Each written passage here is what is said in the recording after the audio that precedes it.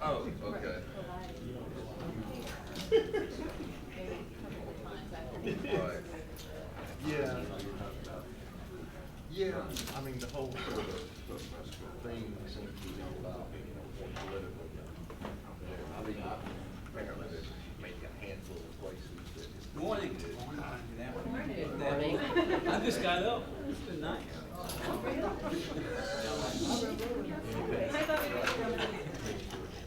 Petition for head shops, head shops, tattoo parlors. Why should we have to cross the street?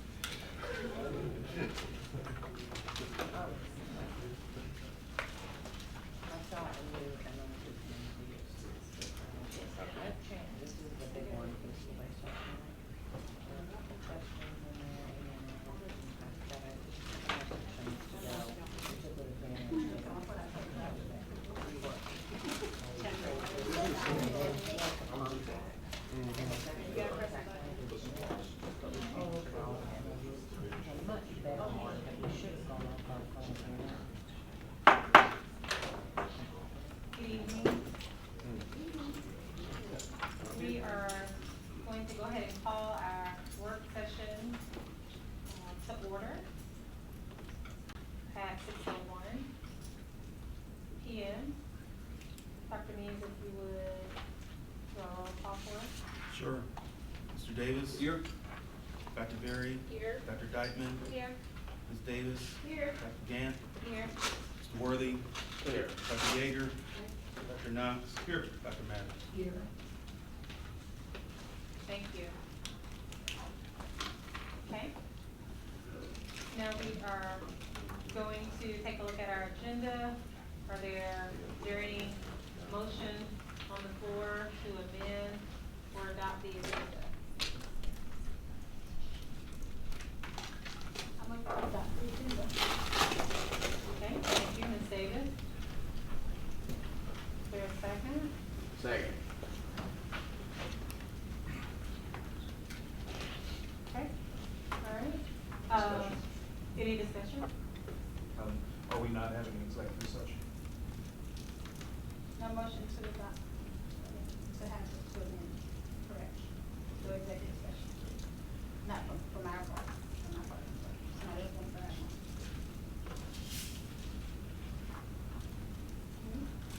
Any other questions or clarifications that need to be made?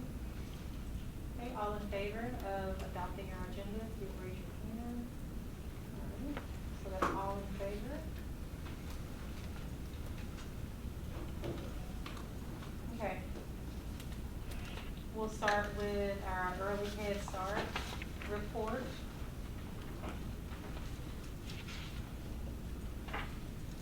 I had no questions from that report. Okay. Madam President, board members, community members, I think it's just important to know, Ms. Higginbottom provided this information to me, I can provide it to the board. In 2008, the percentage of age-eligible Clark County children enrolled in our pre-K program was 83.8%. In 2018, it dropped to 62.5%. Now, there could be a belief that people are not signing up for pre-K because of seat availability. And so as a result of that decline, we're concerned. I know that's just information that Karen has provided, and we appreciate it. What was it, 60 what percent? 62.5 in 2018. In 2008, it was 83.8%. Dr. Means, you know, at one time, and I'm real fuzzy on this, but at one time we had private alternatives to pre-K. Is that true? Yes, there are free, publicly funded private centers with publicly funded pre-K seats. So there are 3 centers in Clark County that serve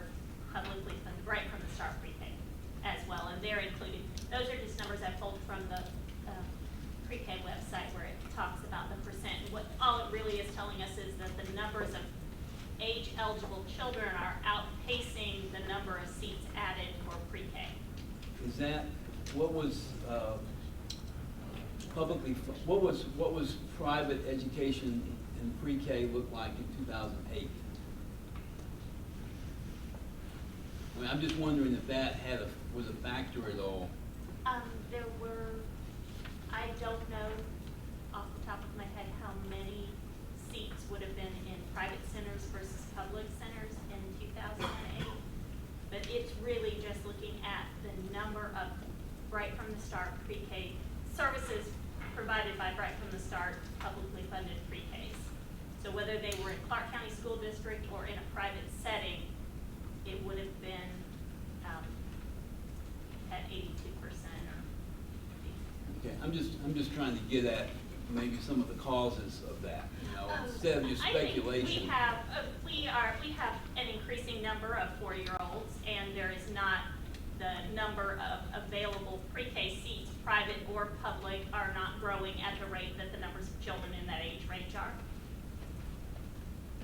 And so it's not that 20% of parents chose not to sign their children up. The pre-K seats are still filling up in the various settings. There just aren't as many pre-K seats as there are children of that age range.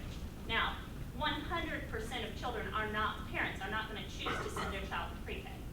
There are going to be some that choose to stay in, parochial settings, some that choose to stay home for another year, some that choose to homeschool at all ages. So I don't think we would ever anticipate 100%.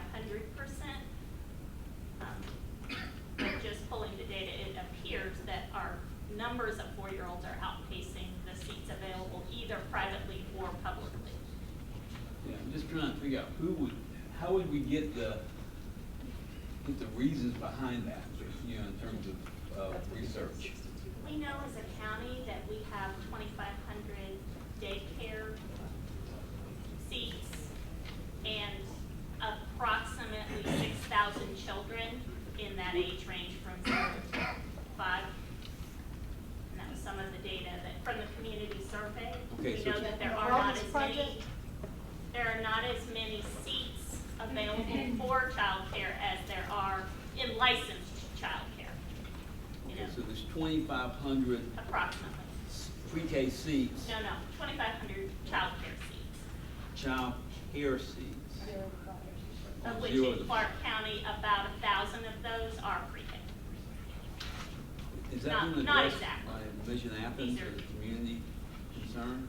I was gonna say, It I is. heard these numbers from the Wellness Project, and I think I sent you guys an invitation to go to a meeting that they had just addressing childcare and pre-care needs, over at the Athens Regional, I don't remember that house, but anyway, yeah, these numbers are out there, there's a coalition of people looking at that. And I forwarded you guys some information from that as well. And right now, I'm not just coming up with the name, but I'll send it to you again. Yeah, to if have you that don't mind. conversation, yeah. Appreciate it. I know we had a good bit of that data at the front of the facilities Yeah. manual. When we were first doing the facilities study, we were looking at the numbers of students or children in the community and the number of child care seats. If it's not, I'm happy to pull that from the Georgia No, I've Department. got that. Yeah, But I'm just getting at, maybe Envision Athens is looking at why. Well, Yeah, Tim looks at this stuff absolutely. all the time with his coalition around, childhood education. So he has all of this data. Tim was at that session with us as well, so he's got all the data on that. Okay. So I think what I wanna make sure I walk away from here with is this does not mean that there has been a decrease in demand. It simply means, as you said, that we have, the demand is outpacing our growth potential. At any time between 2008 and now, have we had 0 people on the wait list? No, ma'am. Okay. Not to my knowledge. I was not here at the testing. To the best of my knowledge, we have not. That being said, we have children who are perhaps being served in one school and on the wait list for their home school. Okay. Great. Thank you. Dr. Yeager? So on this document we're talking about, it says that there's 100 children on the waiting list for these facilities? That is actually a different, the report that you have in front of you is for Head Start. What we were talking about is the numbers for pre-K. But that's for the Head Start Grease program and the Head Start Early Head Start program. So I what's that? apologize. So somebody tell me one time, and maybe I'll remember it this time, what's the age breakup? So, Early Head Start is 0 to 2 years of age. Head Starts are 3s and 4s, and pre-K is 4-year-olds. thank you. Like to speak on that. Mr. Worthing. Yeah, I was wondering, with 2008, 62.5, 2008, 2009, I think it was about 5 years. That's when we went through a recession. You had furlough days, state revenue was down, et cetera. And I want to say that the whole scholarship was down. So that could be the reason. Now, don't quote me on that, but I'm really thinking that's the reason for that. Because revenue was just down, and the whole scholarship was down. So that's probably the reason why percentage is as low as 62.5. Okay, so now I'm kind of confused because I think what I heard you say was the opposite. So could you state again, I'm so visual, it's hard for me to process data with my ears. Can you just say again what you said at the very beginning? What is the percentage for the 2 years of The percentage of age-eligible Clark County children enrolled in pre-kindergarten by school year? And there's, so the percentage of, and I emailed this too. The percentage of age-eligible Clark County children enrolled in pre-kindergarten by school year, in the 2008 year, it was 83.8%. In 2018, it's 62.5%. Okay. So we can discuss why, but that's a drop. Yeah. And it's specifically around pre-kindergarten. Okay. I just wanted to provide that data point. So you were explaining a lower number in the past, and it's actually a lower number in the present. So, okay, so now, thank you very much. And thank you for the data. It looks like we've been in the 60s since 2015. So it's been a slow climb.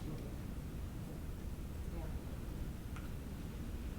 So Madam Chair, board members, community, Karen and I have been going back and forth. I want to tighten up our data around pre-kindergarten. And since this was the first agenda item to respond to her report, this isn't embedded in her report. So there seems to be a decline. And there could be a lot of factors as to why. We don't know. We haven't done that deep dive. But as a preschool educator, one of Karen's concerns is that families are making the determination, if I can't get a seat, why even enroll or pursue a seat in the Clark County school system?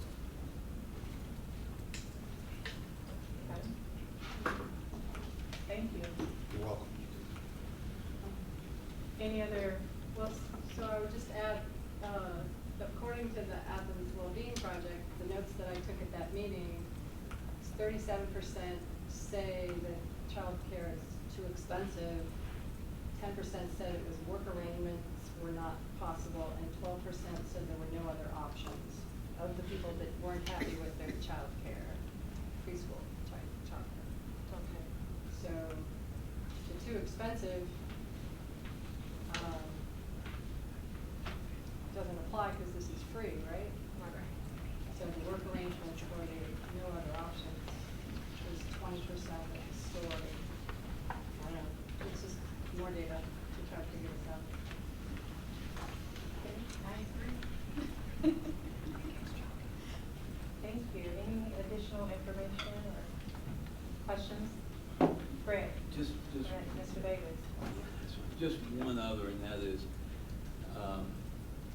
if we, obviously the funding source, as Charles points out, is not parents, it's not even taxpayers directly, but it's the lottery. And what the state legislature will do and won't do, and Bill Cowser thinks that the that they're hanging on to more money than they should, you know, the lottery company.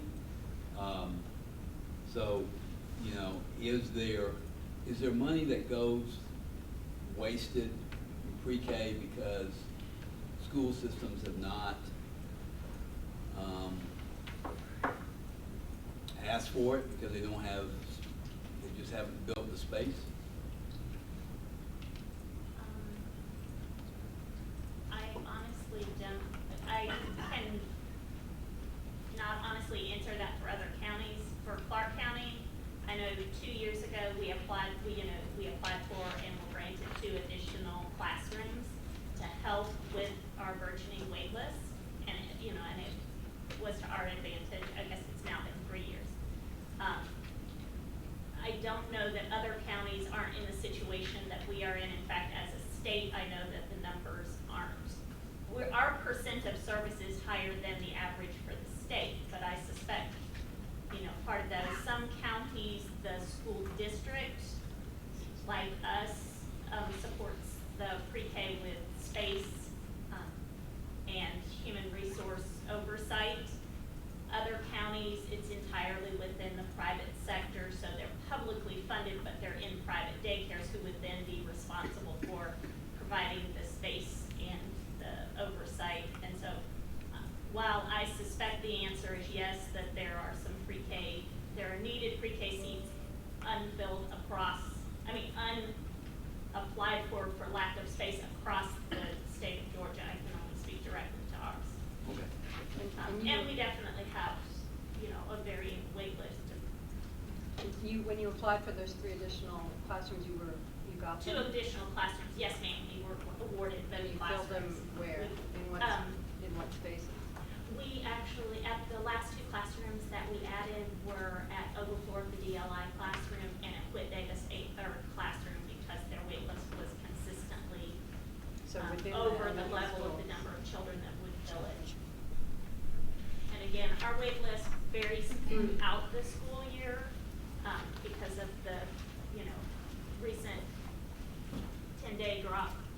The wait list is lower again now because we filled our seats that were empty by children who either didn't come, didn't read. But it will grow as the year progresses. And I'm sorry, one more question, if you don't mind. You just told me that the pre-K is different from the Head Start, so how Yes, big ma'am. is our pre-K wait list? And so there is our pre-K wait list for the home zone schools depends by building. How many have a preference for a different, the complete unseated in our county that have registered but are unseated is right at 20. 20? Thank you.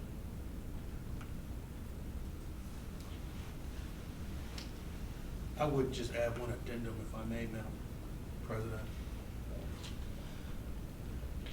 When we talk about the challenges that's faced in a school system in a community like Clark, the conversation, unfortunately, is only centered around pre-kindergarten.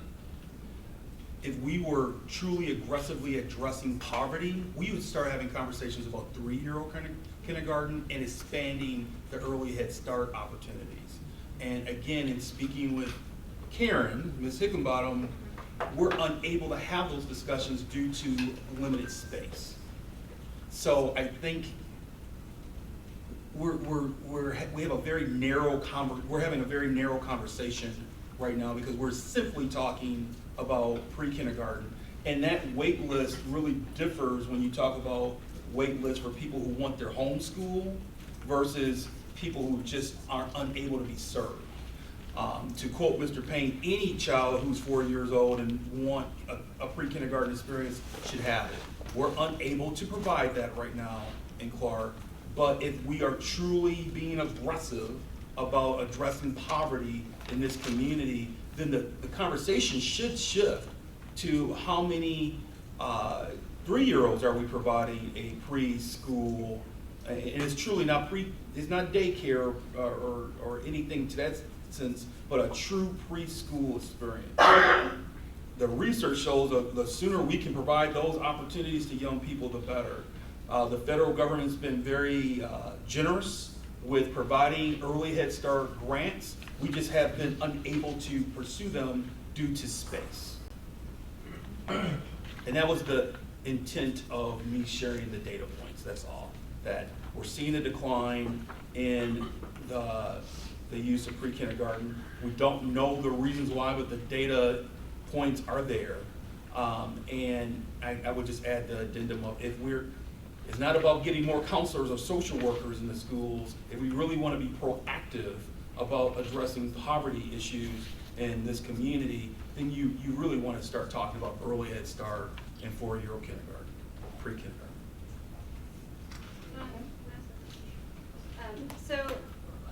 My very first work session, I think you presented on this in January, and I remember asking,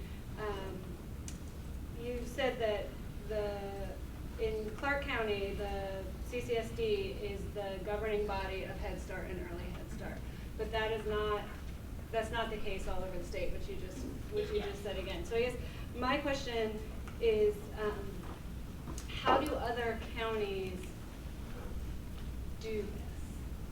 It seems like I don't want to say a burden, because it is, I understand, and I think that we do want to try to get kids in earlier, but it seems like the burden for us is on the school district within our budget, whereas another county, it's not. Is that true?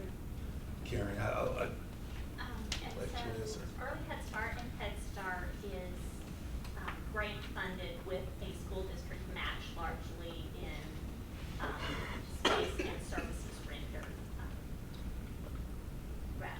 And pre-K grant does not have a match included with it, and so pre-K is paying for itself, staff and otherwise, as is Head Start, Early Head Start. You are correct, there is a level of burden carried by the fact that we are providing resources, human resources, when we have an event in the evening and custodial services, et cetera, heating and air and everything else, that there are costs involved in having it here. But there's advantages of that also in that we ensure that, Learning Wednesdays that just happened on this past Wednesday for K through 2 also happened for pre-K.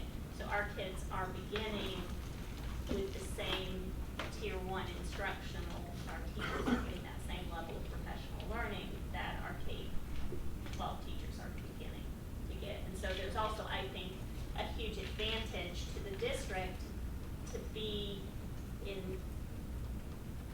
charge of, in effect, governing and ensuring the level of instruction that occurs within our Head Start classrooms. So and Karen, within our pre-K Karen, what are classrooms. other models that other districts are using to appropriate and oversee early Head Start and Head Start grant So there are allocation? several school districts that have also chosen to be the governing body for Head Start, Early Head Start. We've had several that have visited our buildings. We're certainly going out to visit others as well. Some are within the private sector. Head Start and Early Head Start can only be governed by either a nonprofit or a school board. So they cannot be in a privately funded center without a nonprofit or a school district partnering with a private center. Are the funding guaranteed? Is the funding guaranteed For what? for the pre-Head Start? So do we, like, is the funding already? For early Head Start and Head Start? Yes, is it already guaranteed to be applied when we get it?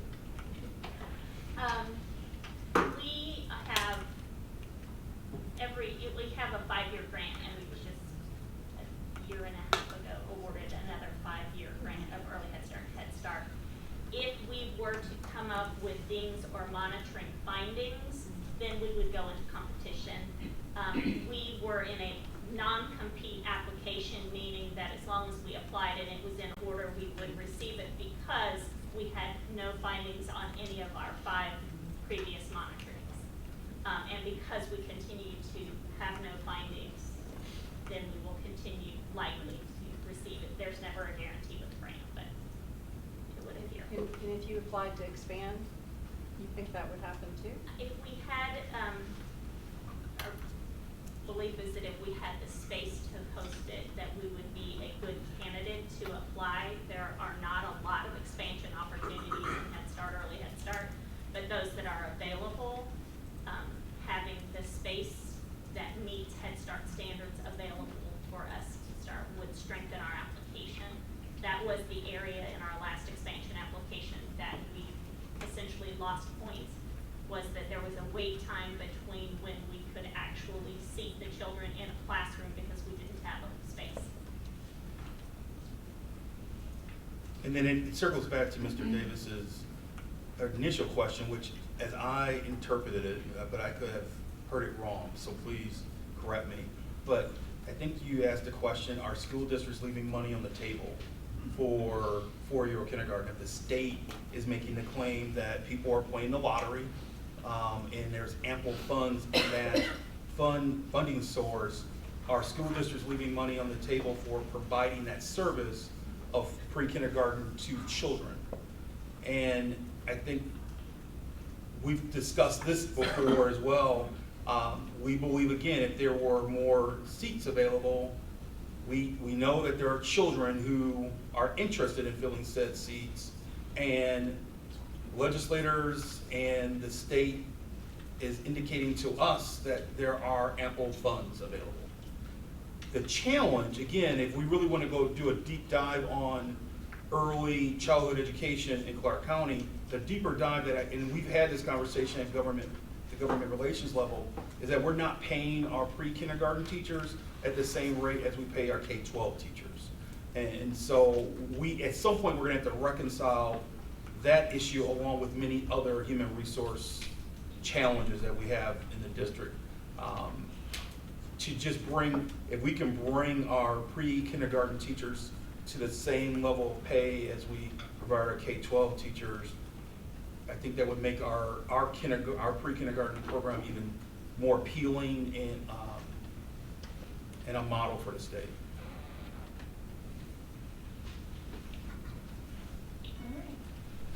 Thank you. One last one. This is right from the start we're talking about, right? Right from the start, pre-K.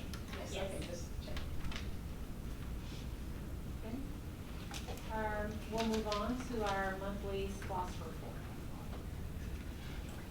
report. I think board members, with these reports, if you've reviewed them, we're here to answer any questions. I would just give you some highlights. Okay. We continue to track ahead of what we have projected for income. We always project that we would receive in income $1.85 million. I believe this last month we were at over 2 million, slightly over 2 million. I think it was like $2,300,000, somewhere in that space. In terms of the projects, we have closed out officially Oglethorpe. We did our 1-year warranty review walk with the contractor. We're in the process of closing out VHL and Coyle. We're happy to report that Hillsman has opened, and we're proud of that facility. Mr. Gilbreth and his team deserve a lot of credit for accelerating that construction. We initially thought that construction would be done in December of 2019, so I think the teachers and the children are happy to be in that building now. And so those are projects that have either closed out or we're closing out. In regards to looking forward, Mr. Gilbreth and Mr. Fisher have already started the preliminary conversations with our athletic directors on looking at athletic field upgrades at the 2 high schools. So that process is starting.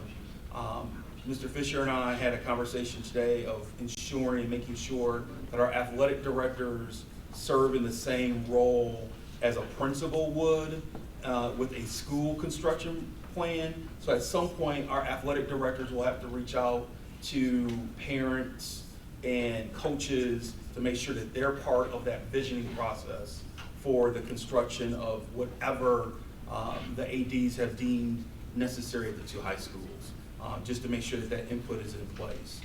So those 2 projects are in the works. We're currently, we have something on this agenda tonight for potential consent, and if not consent, discussion next week regarding the West Broad campus. And so that's on the docket for a potential project, along with a district office, and then finally addressing the final component of our future facilities use report, looking at expanding our elementary school sites. And the first two that have been identified is Chase Street and Gaines. The other three are Wick Davis, Timothy, and Julia Jackson Harris. Would Davis is in charge? There are many trailers at Wick Davis, yes, ma'am. And Mr. Fisher, I can't remember the number of, Okay, Wood Davis, I'm sorry. but I can't remember the number for each school, but yes, Wick Davis has a number of. Okay. We currently have district-wide 37 trailers on our campuses. Now, some of those will go away with old games, but I've got 37 trailers on our campus district-wide. I'm sorry, I was thinking quite good. So, okay. So you don't start with W H, I'm sorry. No, not everybody. It's the word. Dr. Mills, have you thought about a dedication date for Isman? No, we have not. But you'll let us know, okay, all right. We did have a special walkthrough for the families and the students the day before the school was made available to the students, which was last week, Tuesday. But we're continuing to look at a date, and we'll let the board know. I was just gonna ask about an inquiry we got about, spending SPLOST funds on what we said we would spend them on. And there was some confusion, since I'm brand new to this, I just wondered, if someone could help me address that in the context of the SPLOST report. You know, I'm not aware of the inquiry. I don't know if I was included or not. It's not, it's hard to keep track of who's on which emails, but. Do you just mean in general, spending? So when we have a SPLOST vote, don't we usually tell them what we're gonna spend the money on? In our report here, it shows us 5 lost what expenditures on. Yes. But what I've heard from this report that we got in the email today was that the mismatch between what we're spending the money on and what we voted on. And I just wondered, is that? Mike has talked to us about that before. Mike? What, question? I think the question has to do with, what is listed on this Referendum. On the lost, referendum. lost, Right. referendum versus what we actually do, and, Director was just asking about. Oh, is this about the two elementary schools? I think it's just in general, In he just general. has a question. in general. So if you It's put a- comparing the middle schools, but yeah. If you put a specific project on a SPLOST referendum and it's approved by the voters, it must be performed. It could, in all of the recent SPLOST, all the descriptions have been very general, so there are no specific projects like that. In the first two, there were. And we have a couple from the second SPLOST that haven't been done yet. Specifically, School C. School C and Maxine Eason. Yeah. Well, I did receive that. It has everybody's email address on here. Just to be clear that it wasn't just me. There's also a citizens oversight committee that oversees, Sorry. yes, how the SPLOST dollars are being spent. COC, The COC. Community Oversight Committee. Yeah. Dr. Cheryl can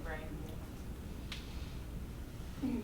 Yeah, I was looking at this today, and I don't have the actual SPLOST. I know we've had that at the COC, the actual SPLOST 5 wording.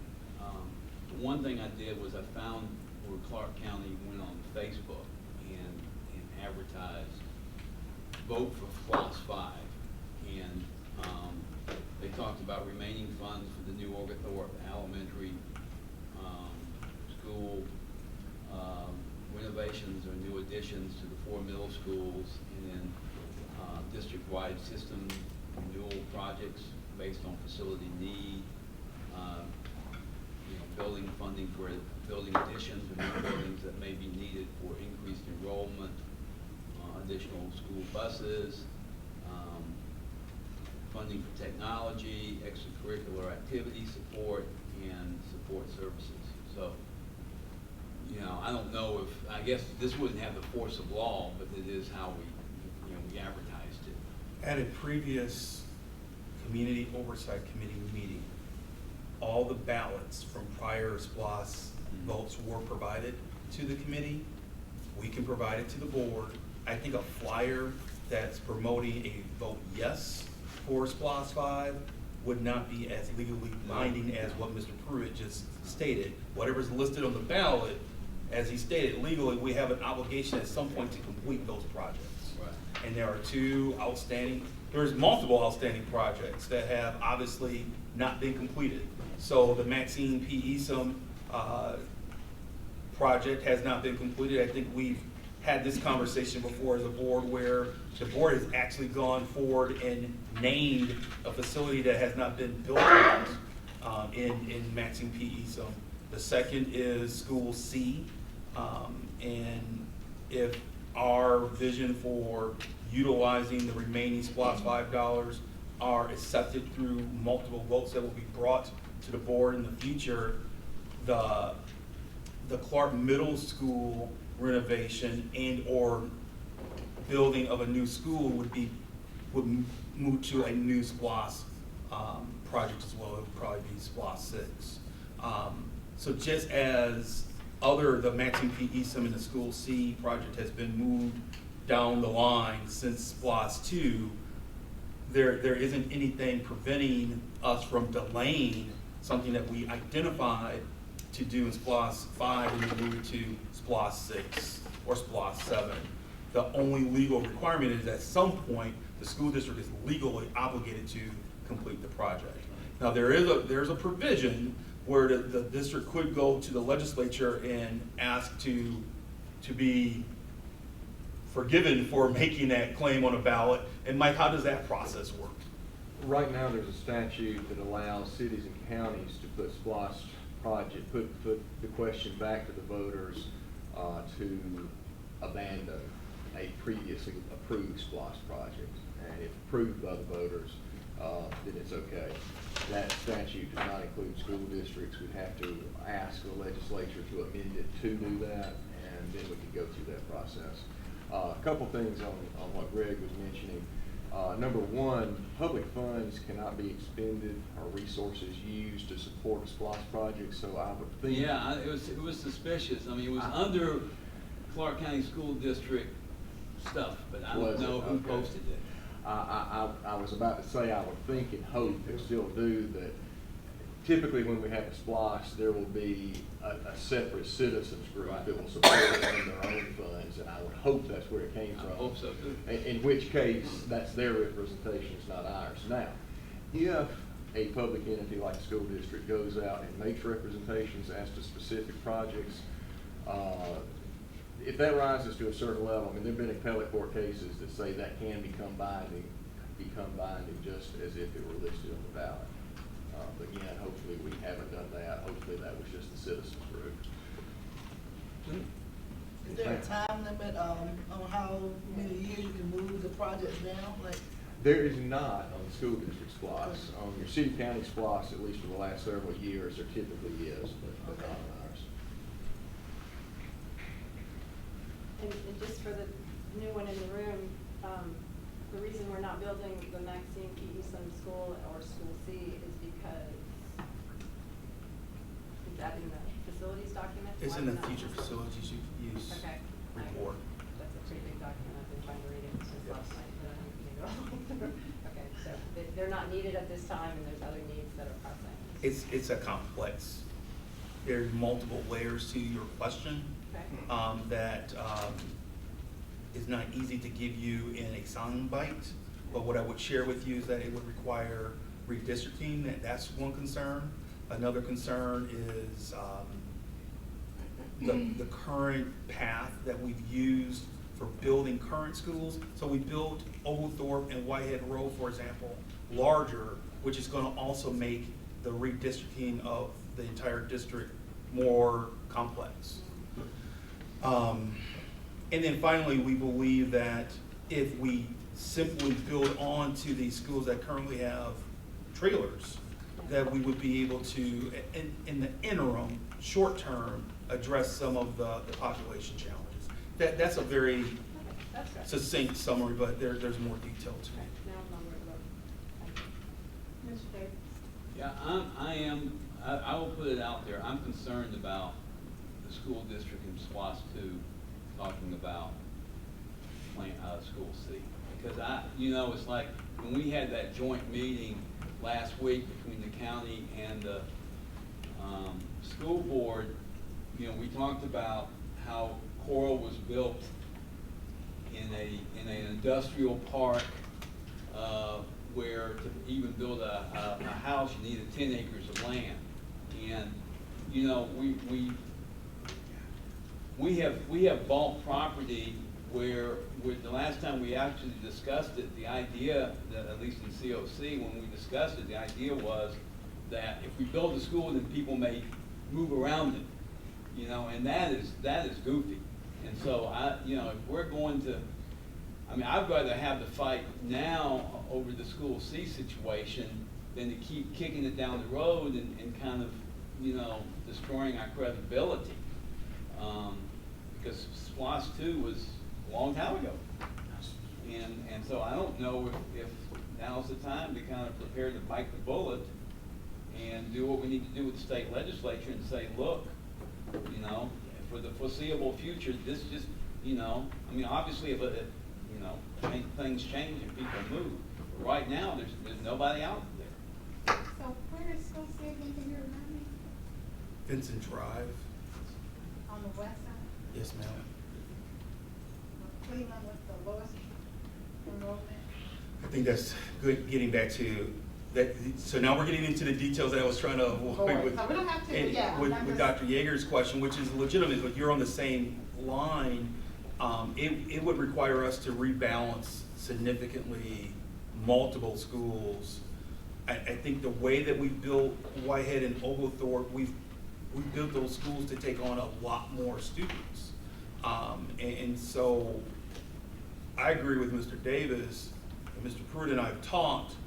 In fact, I think it was after one of the government relations meetings, Mr. Pruitt pulled aside one of your guest speakers and said, why wasn't school districts placed on that provision to go back to the voters and take a project off?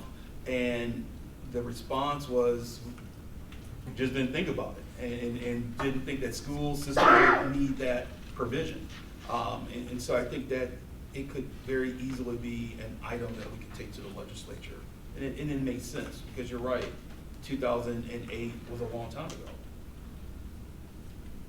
And you mentioned SPOS too. I don't think, well, if you're referring to School C as Maxine P. Eason, that's right. I was just going to make the distinction. And I talked about this before. School C actually was the early learning center that's supposed to be built where the old Gaines is now, okay? Maxine P. Eason, as I've stated many, many times, I'm talking about Highway 29 going into Jackson County. And some type of environmental study was not made, and they discovered that, well, you got these storage tanks out there and all sorts of pipes running under the ground, and then, of course, backed off building that school. That's why Whitehead Road, over 800 students now, because that's where those students were going to be zoned to go to Maxine P. Eason School, and now they're at Whitehead. Mr. Worthy, I'll make sure that, I believe I sent out these ballots prior, but we have a new board. So I'll send it out to the board again through Ms. Palmer. I actually believe on SPOS 2's ballot, there is a line that says Maxine P. Eason School and then School C. I think it legitimately identifies a building as Maxine P. Eason. Okay. But we'll get the ballots and then everyone can see it for themselves. And just point of information based on our meeting that we had with the Athens-Clarke County Commission, when we were in the map room, those of us that were looking at the maps, it very clearly laid out Maxine P. Eason on the east side and School C on the north side. So just for talking to the rest of Athens-Clarke County about it, that's how they understand it, because it's on the map. So Maxine P. Eason was shown on the maps to be on the southeast side of town. And that's what I was talking about, Dr. Knox. What the superintendent at that time was Dr. Phil Lanu. When they did build the Maxine P. Eason School on the east side, as I said, of Jefferson Highway, and it shifted to, okay, we'll build an early learning center on the east side and name it Maxine P. Eason, but not an elementary school. I'm just giving you a bit of history now.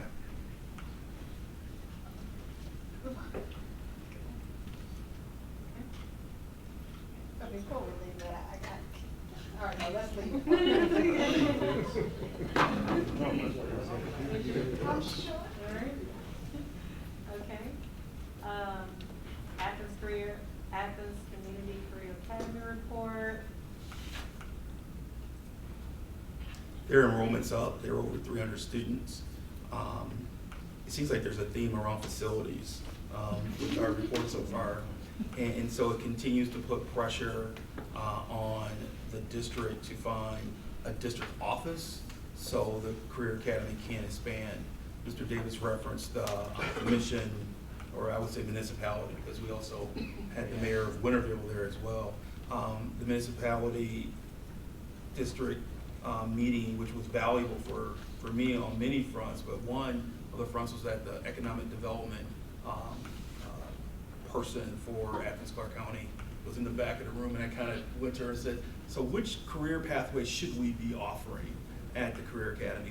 What does your crystal ball say the jobs will be in Athens-Clarke County in the next 5 to 10 years? And so we had a very valuable conversation, so much so that the Career Academy will be reaching out to her in the next few weeks to try to plan and make sure that we have alignment around where we see economic growth and job development and what we're offering with the Career Academy.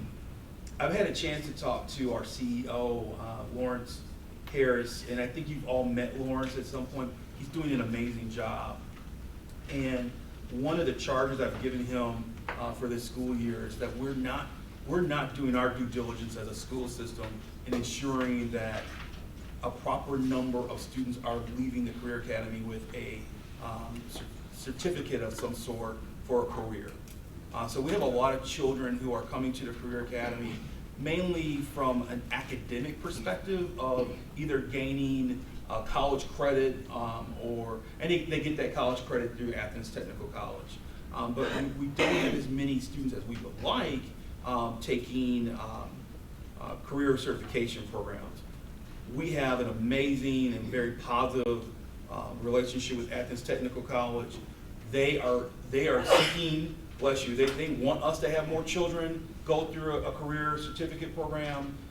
We're not taking full advantage of the opportunities to get young people into a job through our Career Academy. And we have to do a better job. It's not the business community, it's not our partners at ATC, it's us, and not providing the right pathways to ensure that a young person can join our Career Academy and leave with a certificate. So I've put the challenge out to Mr. Harris that we need to increase that number and do it over the next few years where young people are walking. And we also need to have the right pathways where if we need to offer welding, then we should offer welding. If I don't know about you, but one of our teammates, Mr. Gaskins, had a car accident this week. We should have individuals who know how to do technical work. Right now we have that at Cedar Shoals, but we don't have that at Clark Central. And so if we had a pathway where we're developing more auto techs, these are good family sustaining jobs that we have to, we should be leveraging the Career Academy more forward. That's not to say that we shouldn't continue to do what we do on the college prep side. We want to keep that as well, but this community needs more welders, we need more auto tech technicians, we need people who are going to be in manufacturing.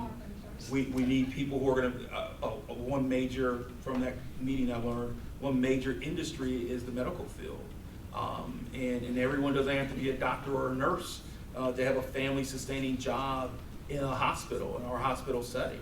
And so those are, we just have to become more specific about offering those opportunities in our Career Academy. Dr. Monson, should I had a couple of questions. So, I had thought that the Career Academy had been reoriented away from that academic focus, but it's still not there yet. Is that? It's not there, Dr. Johnson. I think, we want to be careful. I don't think we don't want to ever make a full shift. No. I think the community, the way that the Career Academy was introduced to the Athens-Clarke County community, it is a pathway for gaining college credit. And we want to maintain that, but we're trying to make that slow shift but also being more specific around offering manufacturing type jobs in certifications as well. And I was in favor of what happened on your watch, because I thought it was the right thing to do. We had gone too far the other way, I think, in terms of being really focused on academics. I'm just trying to find out where you think we are now in terms I think we're making a slow shift. And I think there's the right leadership at the Career Academy board where we're starting to make a stronger shift. Good. I had just one other question. So, space, the final frontier, it seems, for a lot of what we talk about. So, right now, in this building, does the Career Academy have half the space? Do they need more? Because I can't really tell. They need more. I would say they currently have half the space. When I started here 2 years ago, most of the second floor was all office space for district officials and district employees. There are more and more classes being taught upstairs now.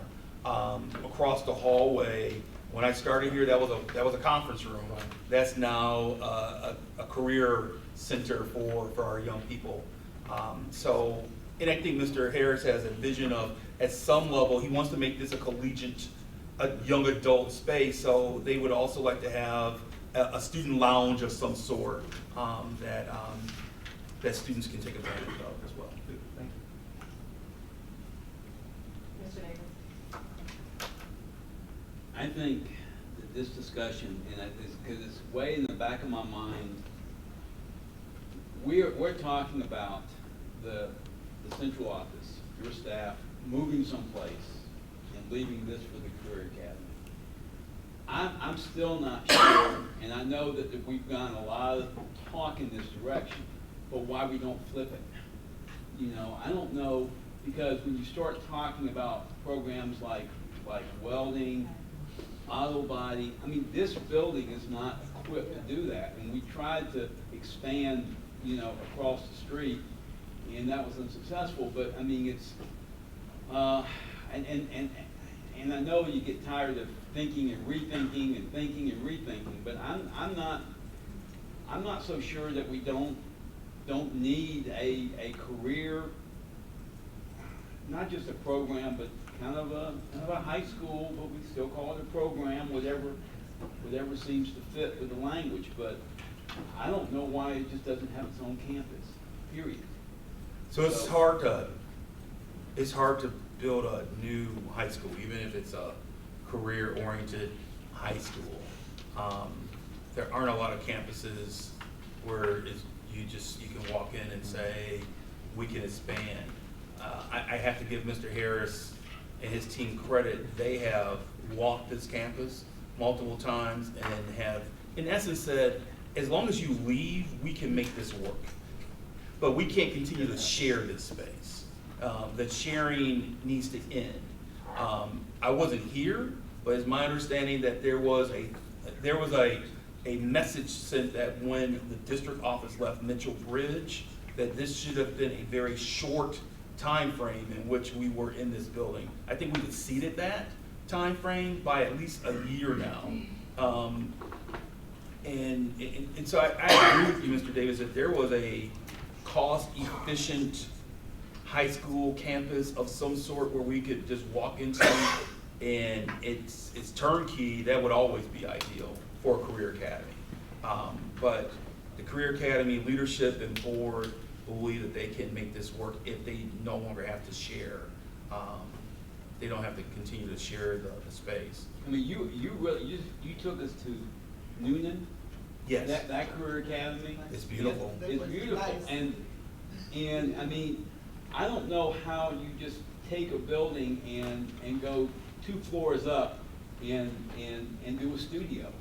You know, I'm not disputing what you're saying in terms of you know, what's the easiest path to go based on what we've got, but I guess I'm just puzzled why, you know, we are trying to fit Cinderella's sister's foot in Cinderella's shoe, but I'm just putting that out there. Mr. Worthy? Yeah, let me make a comment here. Start off with a bit of history. When I started at Cedar Shores High School in 1975, all of these programs we're talking about, we had that. For some, well, I guess some unknown reason, they disappeared. Metal fabrication was one, where you had welding taught there. But anyway, that's the past. But I'm happy you brought that up, Dr. Means. I was watching the news, I guess it was, I think it's Chattanooga Tech, somewhere near Paulding County. And they have a beautiful facility up there, and had the welding teacher talking that, yeah, there's a demand for these students that are in that program. People are hiring them even before they graduate. I can recall when Caterpillar came, that was a demand for TIG welding. Okay, I don't know where they hired these people from. They hired them in some place. They didn't hire them in Clark County. But that's important.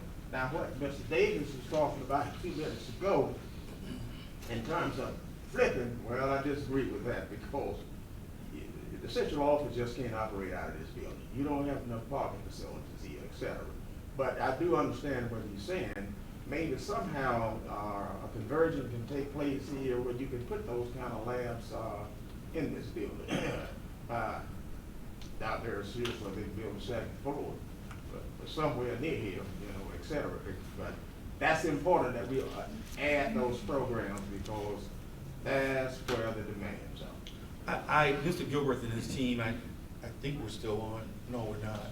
And we just finished the SPLOS report, but I don't know how many of the new board members had a chance to see our cosmetology lab.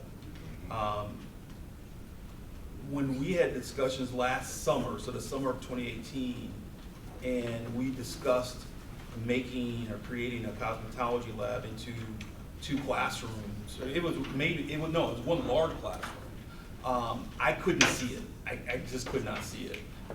And I think either tonight, if we don't end too late, or before the meeting next week, Thursday, we would love to take you down and take a look at that lab. It's state of the art. My point is, and so I appreciate Mr. Davis's statement, if we simply got out of the way of the Career Academy, I believe Mr. Gilbert, his team, the vision and creativity of the Career Academy board, they will make this space work. But what we can't continue to sustain is to share the space.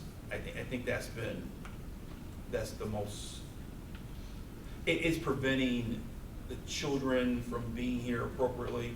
If you come to this campus at a certain time, you see buses rolling through here and people trying to park, and we've already had a community member cite that there's already some traffic concerns here anyway. It gets very busy. I think we're not positively contributing to that situation with our district office being here. I have the utmost confidence in Mr. Gilbert and Mr. Fisher and their team.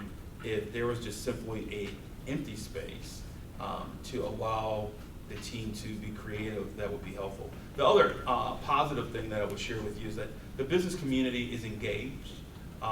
So there are business leaders who want to support pathways that are going to help their businesses, obviously, but they're interested in supporting us as well. And so I know our manufacturing companies in town have said, when can we have a deeper conversation around having the type of lab that you're describing, Mr. Davis, some type of welding lab of some sort. And there's already been some creative ideas brewing among people. It's just a matter of space.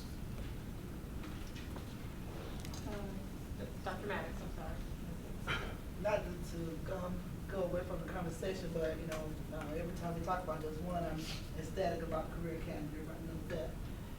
But I am concerned about the students in the high school and the students who do not want to come to the, to the Career Academy, for whatever, reasons, that if we can't, I know we went to a STEM event last week, which was awesome, from Johnson & Johnson. So more of those type of programs to bring the students in who are athletes. I have a few students there in the band. Then they play all kinds. They don't want to come over here. You know what I'm saying? It's kind of hard for them to. That was my niece's issue. She loved it, the Career Academy. She wasn't here all day and night, to be honest. She loved Career Academy, but she was a basketball player and a volleyball player. And so it's like, why not have more programming, in the high schools itself to make sure that we don't leave those students behind? Because sometimes it's hard to choose. May I piggyback on what you said? Yes. To add to that, it's not necessary. Yeah, some of them, they probably don't want to come, but when you make out a master schedule, speaking from experience, some of them can't come because the schedule won't allow them to come. So I believe Dr. Ramirez made a presentation to the board, but we'll make sure that happened. We'll get that report back to you. I believe it may have been August at a work session where Dr. Ramirez came back and gave you an update. But he also made a presentation to most of the board members in April, I believe it was, where we showed we're creating more alignment between what we offer from a CTEA, a career technical and agricultural education pathway at our middle schools and high schools.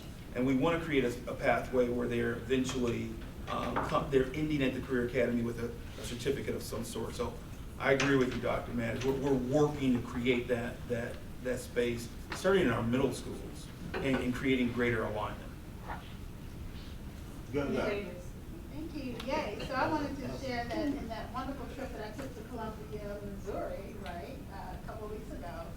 I think it was Columbia City Schools. Is that the superintendent? Columbia City Schools. All of their juniors and seniors are dual enrolled in the technical college, and so that creates a whole another opportunity to explore, how do we actually expand our programming. But I also happen to teach adjunct at Athens Tech, and I have 5 dually enrolled students from other counties in my classroom on campus at Athens Tech. And so that's a beautiful, big facility that, if we want to speak history of education in Clark County, used to be a part of the Clark County School District. Maybe it's time to go back and look at that wonderful space problem solved. That's what I have to do. I think Dr. Daniel at Athens Technical College is doing a wonderful job, and I don't think we need to take on another item. I believe ATC is in great hands with Dr. Daniel, so just put it out there. Yep. I'm just gonna say, I'll say one thing and then I shop about it, but I don't wanna end up in a situation, what happened at Clark Central, because I felt like I was on the kind of the very tail end of that, because we had a superintendent that, just putting it out there, who was not a strong supporter of CTAE, and built a school because of what his biases were. And now we're in a situation where you don't just put in a career technical class, you just don't stick it in a regular classroom. And so I just want to make sure that we're not, that those of you that will still be on the board 10 years from now don't say, shucks, we should have built a career high school we should have its own high school instead of trying to fit a welding lab off the cafeteria or something. I don't know. I mean, people are creative, and I grant you that, but I just hope that 10 years from now, those of you who are still on the board said, well, we missed an opportunity. Is that offered at Athens Tech, or is that via CPA? Because that would lead to certification. And that big mechatronics lab they built at Athens Tech is still there, so I'm curious, is this a career academy issue, or is it? I think there's a lot of complexities. I appreciate Mr. Davis's statement, but it's somewhat in conflict with what we just discussed in regards to ensuring that children can have a career technical and agricultural education experience in their home schools as well. And so you want to balance that and have a little bit of both. I'm a little leery, Mr. Davis. I hear you, and I want to go on record. I'm a staunch supporter of career technical and agricultural education.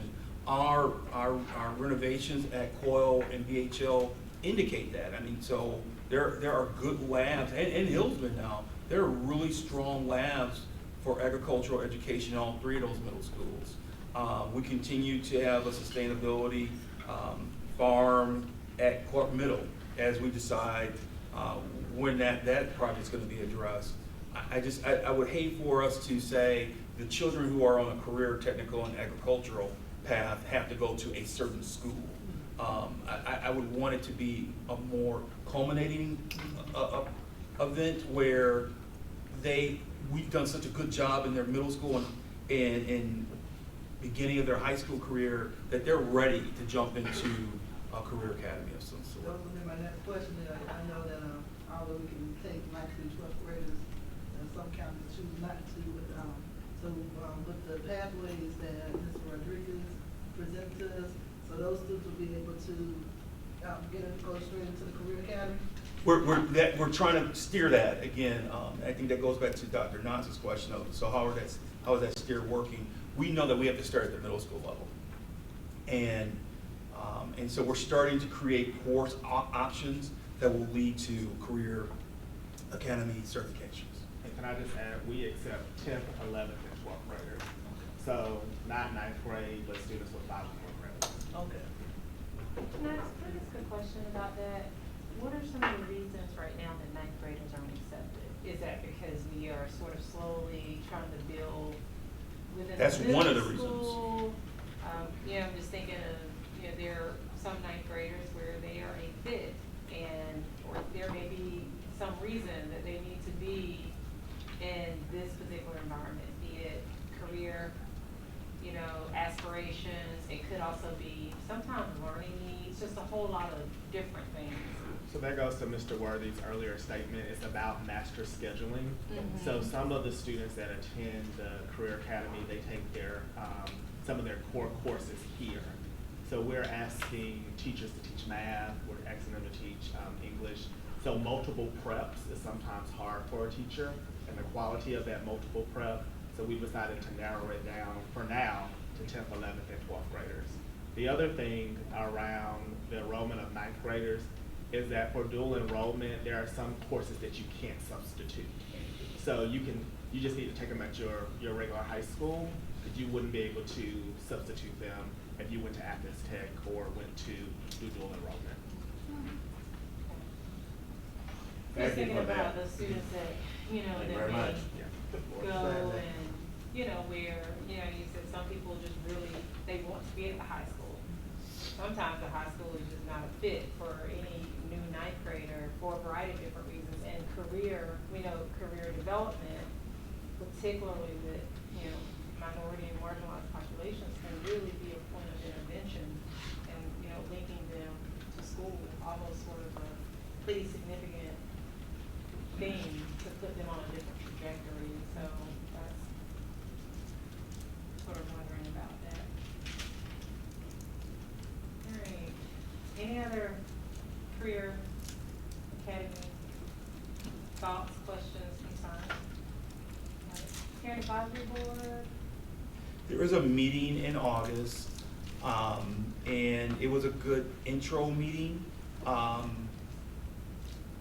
I I've met with the leadership of the Parent Advisory Board and shared with them that I'm really interested in creating a more sustainable, authentic feedback loop between parents, the school, and the district office.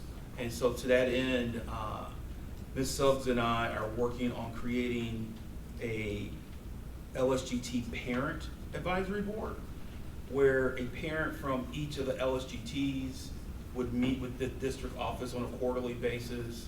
It would be an opportunity for the district to share out what work we're doing. It would be a space and a forum for LSGT leaders to share out. So what are you putting in for a Better Everyday grant? Well, did that work in your school? Maybe we should replicate it. Maybe we can put in, if you remember, we talked about having multiple school grants moving forward. It could become a incubator, if you will, for that type of discussion. But what I have, what I'm realizing is that when I arrived 2 years ago, we were still in the midst of building the charter system, and it hadn't been constructed. It just wasn't constructed. And one of the components that needs to be constructed is some type of, I'll use the terminology of authentic feedback loop for the district office to hear from LSGT members. I think it's also important for those LSGT representatives to then have some level of mechanism where they're getting feedback from their parent communities in their schools. So the feedback loop is authentic, it's real, and it's something that we can base our decisions and feedback on. All that to say, we want to really invest our energy in creating that type of framework. The Parent Advisory Board, I don't know what that's going to mean for them as we continue to try to build a formal mechanism with our local school governance teams. So do we still have school counselors?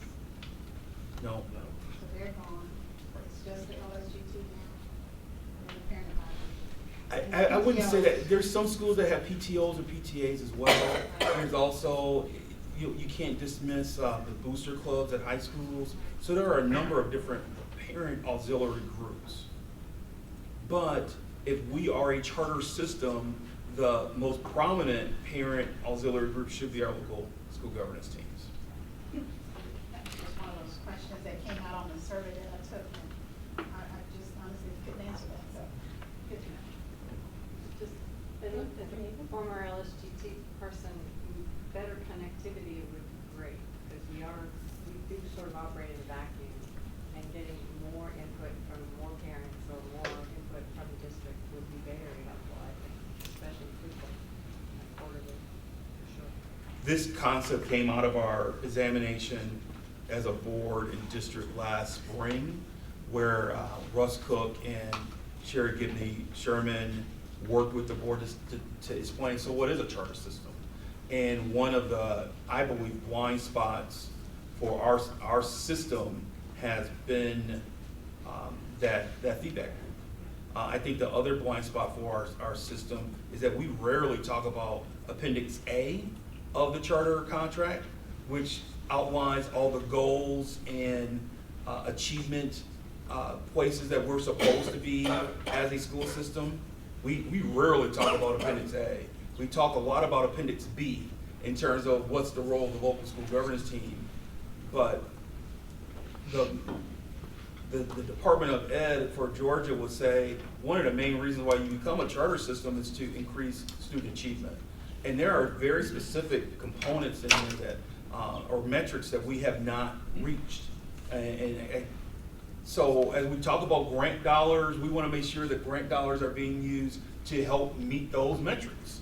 Some of those metrics are around student attendance, school climate surveys at each school, obviously academic performance. So a lot of those components in Appendix A are rarely discussed. That I think if we had a forum where parents from the local school governance teams can help us address as a school system that would be beneficial.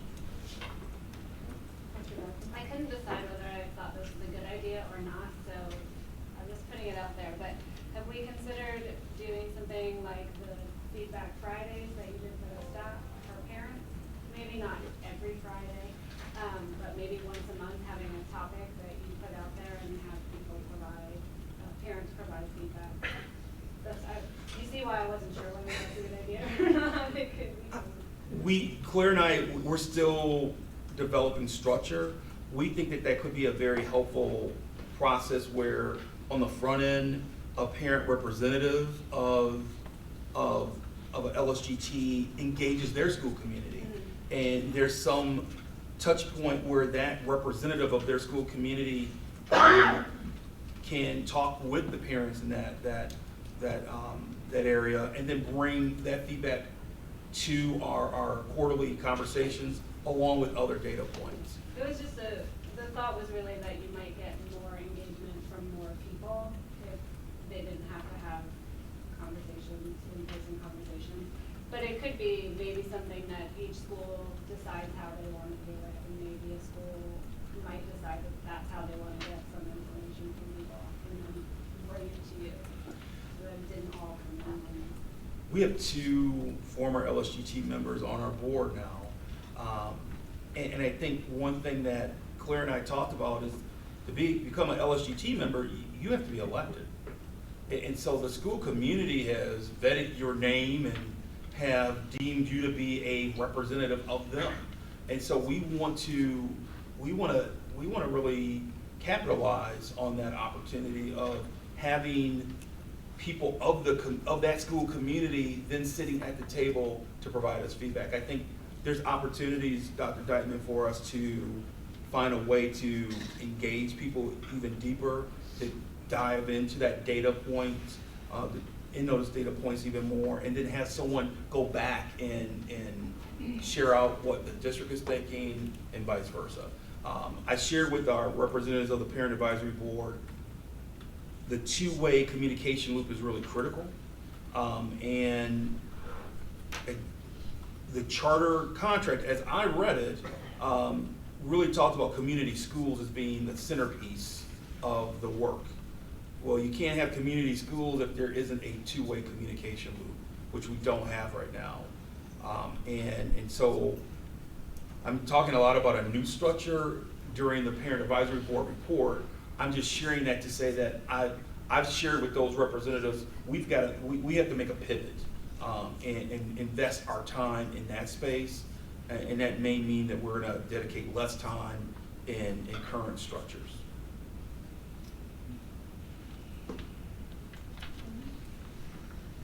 Okay, moving on to, I don't think we have any policies that have been posted, because we haven't. That's right. been here. No, we didn't have a policy meeting this Right. past month. When is our next policy? It's on the 19th. It's the same day as the finance committee, so we'll work on that. Okay. Well, I'm gonna talk to Byron tomorrow about Oh, it. good, that would help, thank you. All right.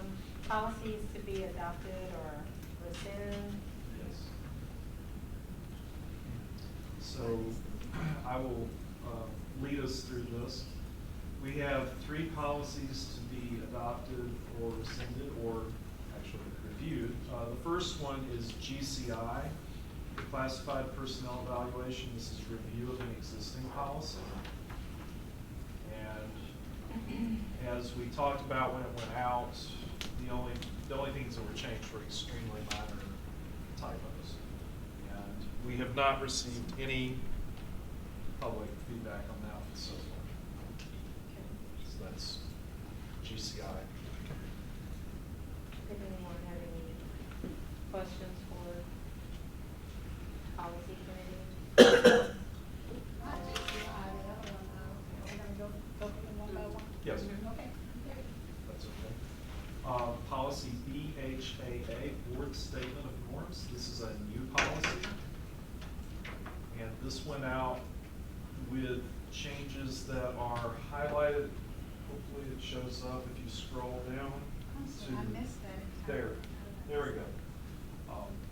And so this has gone out for review, and again, no comments. No. When did this go out? We voted on it when it went out at the last. It's actually been up about, Oh, that's right. 5 to 7 weeks. Okay. So, how did I miss that? Might have been when you were out of town, Okay. when you conference in, phone So conference. at this point, we're talking about, thank you, we're talking about putting it out for public comment, or it's already been out? It's already for public out. comment? It's coming back. So I guess I'm looking for in this policy, and tell me if I'm out of order, I'm trying to be out of order, but, I'll stop. In this policy, it talks about what we will do, we have no consequences for not. So I'm not sure. Okay. That's a great point.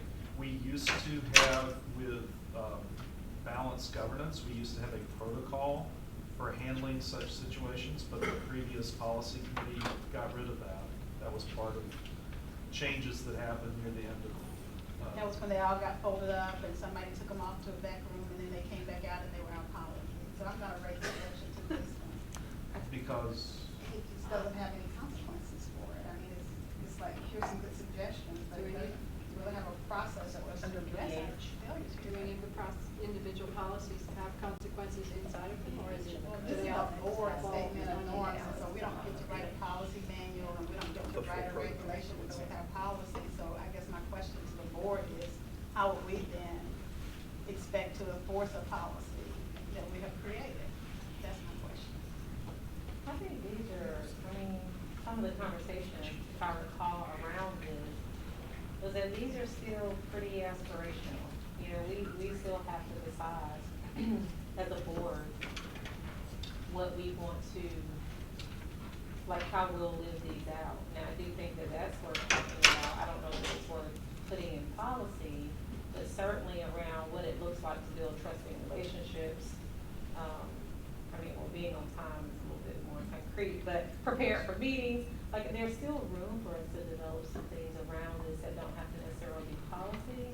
And I don't think we would want to, I personally would not be supportive of putting consequences inside of aspirational things that aren't really concrete. Consequences might have been a bad choice of words, but again, as each of us is reading this, we probably all have an interpretation of this. John? do you wanna add? yes, in policy BH, Board Code of Ethics, when you go down to the very bottom, it doesn't have its own header. It's below the header conflicts of interest, but it's even farther below that. So if you're on board docs and you go to policy BH, Board Code of Ethics, scroll all the way down. The last paragraph has a discussion of what to do of violations of BH, the Code of Ethics. Now, that is not as stepwise as the balanced governance protocols were. And unfortunately, I don't think we have an archive of policies that once were in place and now are gone, not just online. But there was a balanced governance protocol that existed in 2018 because there was a situation where that was actually followed.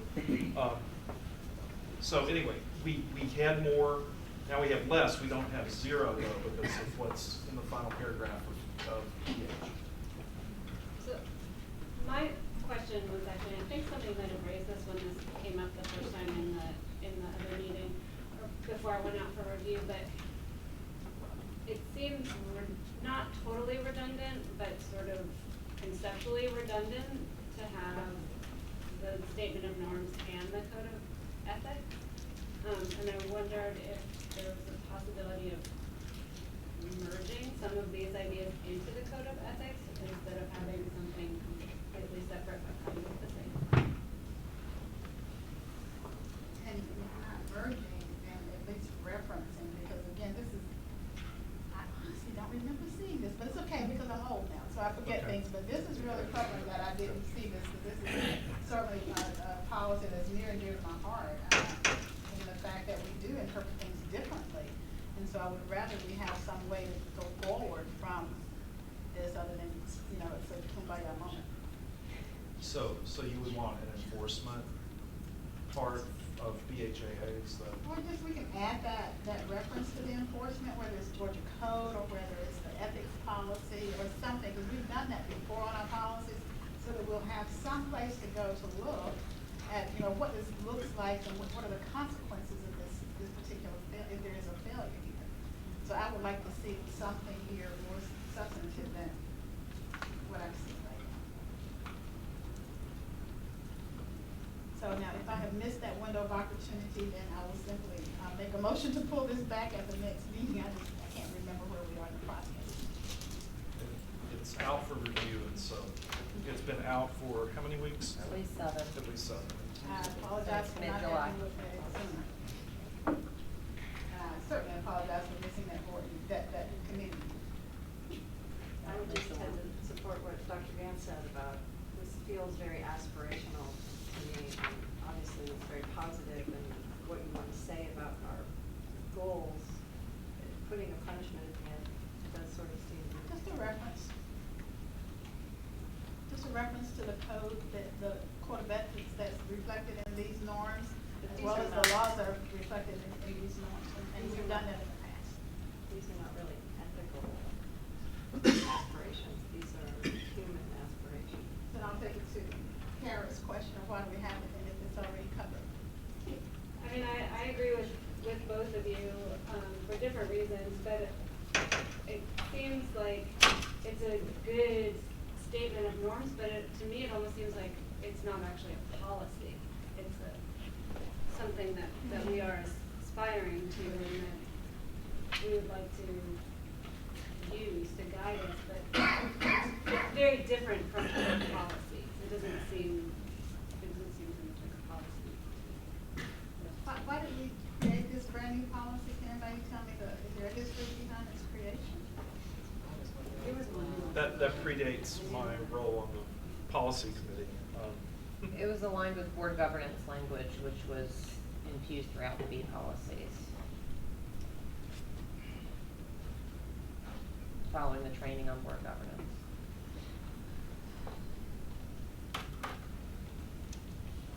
So technically, you could, extra. Can we send this back to the committee? Well, Next week, we'll do that. That would be a Okay, vote. that would be my vote. Okay, that would be my vote. Okay, the third policy that we have to be adopted or rescinded, that means it's out for review. It's a revision of an existing policy. It's IDBA, sex education, which might sound more salacious than it is. Seems like they're the same. I know, it's kind of like, what's out there?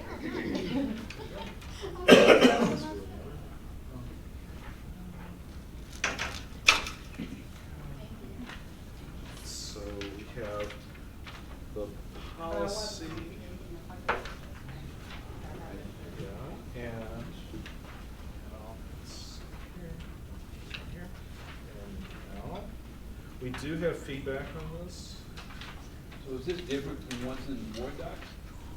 No, there's a reason that you're getting a piece of paper. So here we have one public comment on it so far. And so we're going to look at this, and Dr. Myers is going to help us understand how we can make a small change and probably address this. So that helps.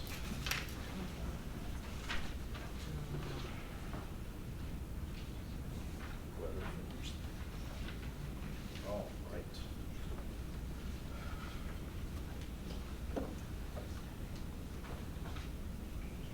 And so in the policy,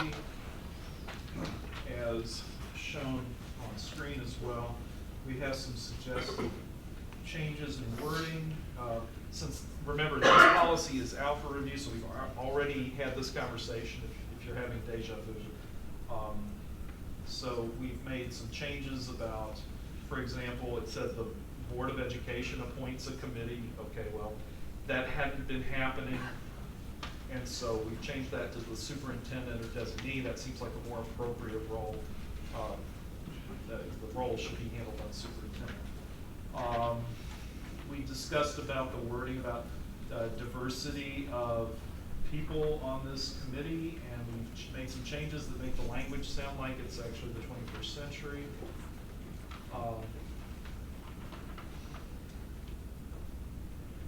And so that's a lot of the nuts and bolts of the changes. There's just some other wording changes as well. And again, we've gone through that. Now, let's move to the public comment, which said that it seems that with what we know in 2019, a theme here for the updating of policy, consent needs to be specifically listed. Very good point. Yes. And so, on the piece of paper that you've got, that's exactly what has been added. Is there anything to be added to that? No, it's not that we're adding consent to the existing sex ed curriculum, which we currently use. It is embedded in the curriculum. It's not stated explicit as its own category, but we think that's a good idea, and the public comment recognizes that. And so I just recommend that we add it to the policy, so as if we are never to choose a curriculum that does not include consent as an important concept to teach our young people. So We thought that public comment was well stated. As Dr. Meyer said, it's already part of our curriculum. It should be highlighted. It was a good feedback. But we were working off of the bullets from when? When was this? 90s? 2008 was the last Okay. comprehensive revision, but yeah. But it written in the 90s. originated, some of the language, so it's one of those things where we were working off of old bullets, and it's like, well, why don't you have this? Well, we do in our current, what we're doing, we just didn't put it in a bullet, so we can put it in a bullet, and hopefully all is good. I have one comment. The list of things, the list of skills and skills is roughly alphabetical, but it's not That's a good catch, totally yeah. alphabetical. Just want to make sure. Okay. Community health services moves to its. Okay, Yep. we can do that. I'm just curious, and I don't want to belabor it. What happened to character education? That is not a term that we use in the 21st century. It's not, Ms. Davis, and it's called social emotional learning. I It's was folded on that under 2008 committee, a that's more why I'm comprehensive curious. umbrella of social emotional learning is how it's conventionally called now. Okay, Yep, that has longevity. until the next. It will change again. Right. It'll be something. But this is the modern, what you know as character education, we now call it social emotional. And it Same is my tenets. 50th high school reunion, right? So, No, it's I'll let y'all do it. Um, They could go with, influences. That brings up a question, which Dr. Yeager raised. Should we have social emotional learning as a bullet? Then? Well, it has to be there Or for is it- character education.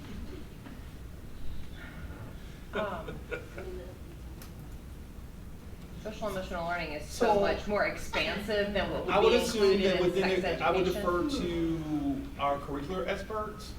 But I'm assuming that good decision-making Is- and positive relationships would fall underneath this curriculum, which then falls That's into the right. space of SEL. So the model that our district has selected to examine social emotional learning is of course the CASEL competencies with the 5, and one of those is responsible decision making. I would say not all of the CASEL competencies would apply to sex ed, but the ones that do are included on this list.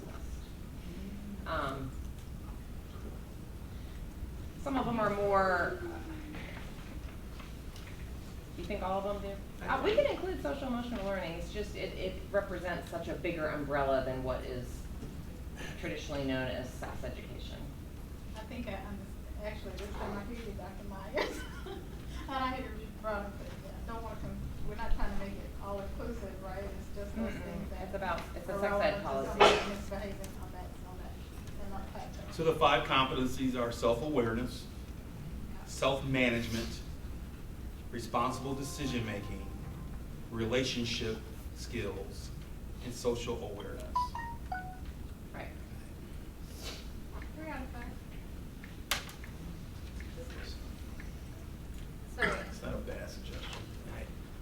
I would, candidly, I would want Dawn, I would want Tessa, our Director of Counseling and SEL, to have a chance to work with Dan Smith and Mr. Gaskins, who oversee all of our curriculum in this sex ed curriculum specifically, to make sure that we've done the unpacking, to really make sure that there is SEL explicitly taught.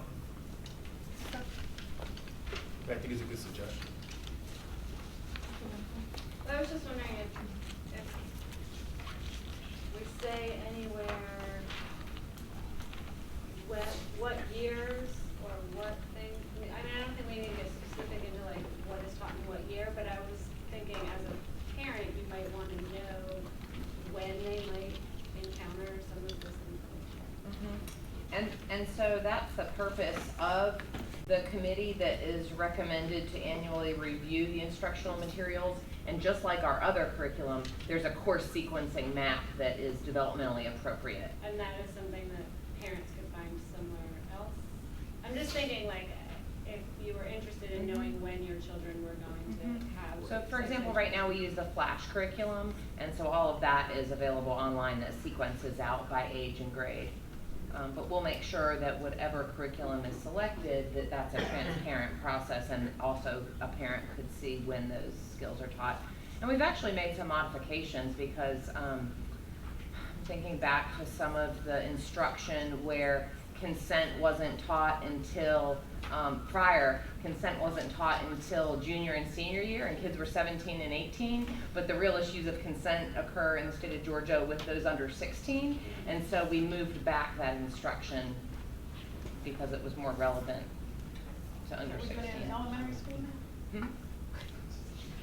We lay the groundwork for consent in elementary school. We absolutely do. We use different language than we would with high schoolers, but we absolutely lay the groundwork for your body and who can touch your body and when and all. So yes, it is developmentally appropriate, but I'll make sure that we make that available and transparent.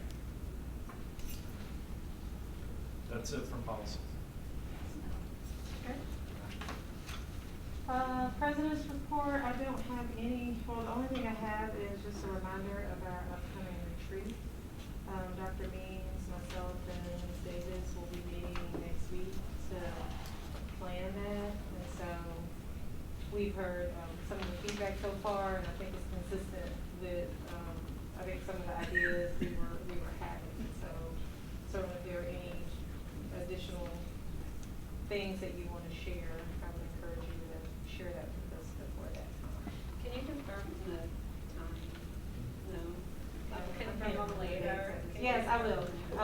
But it was an evening, so. Yeah, I have some evening, times just that I had don't written have down the- from a previous email, I just wasn't sure if those were. I think we haven't like set Okay. the times. I think just generally when we talked about it initially, it was that Friday evening and almost the full day on that Saturday. And hopefully during that time, we'll also be able to look forward, because when we first started talking about this, I think we talked about, like planning some times throughout the year. And so if we can go ahead and have those on our calendar, then we can, plug in some things, like if we're able to cover some things here, maybe revisit some other things and add some additional topics in there. Will that be held here in this facility, or are we doing it somewhere else? Did I forget? You didn't forget because we hadn't determined that, yeah. Okay, so it'll be some CCSD facility. I think, yeah. I have a prior commitment, I'm probably gonna have to leave about on that Saturday. And I think it was like one or two other people that has prior commitments. And hopefully, if we can get it on our schedule, the future ones on our schedule, we can, we'll be less likely to run into, I say that, but hey, all of us, we have very busy lives, so, but hopefully we will get our earlier planning on our schedule. So depending on the facility, it's not a sleepover. Is that what you're saying? It's absolutely not a sleepover. I mean, we haven't planned it, but I don't think we're planning a sleepover. That would be so wild. It's a Get no-go. it done, right? We would get it done. Staff wouldn't have to stay. It's more than no, that's a no-go.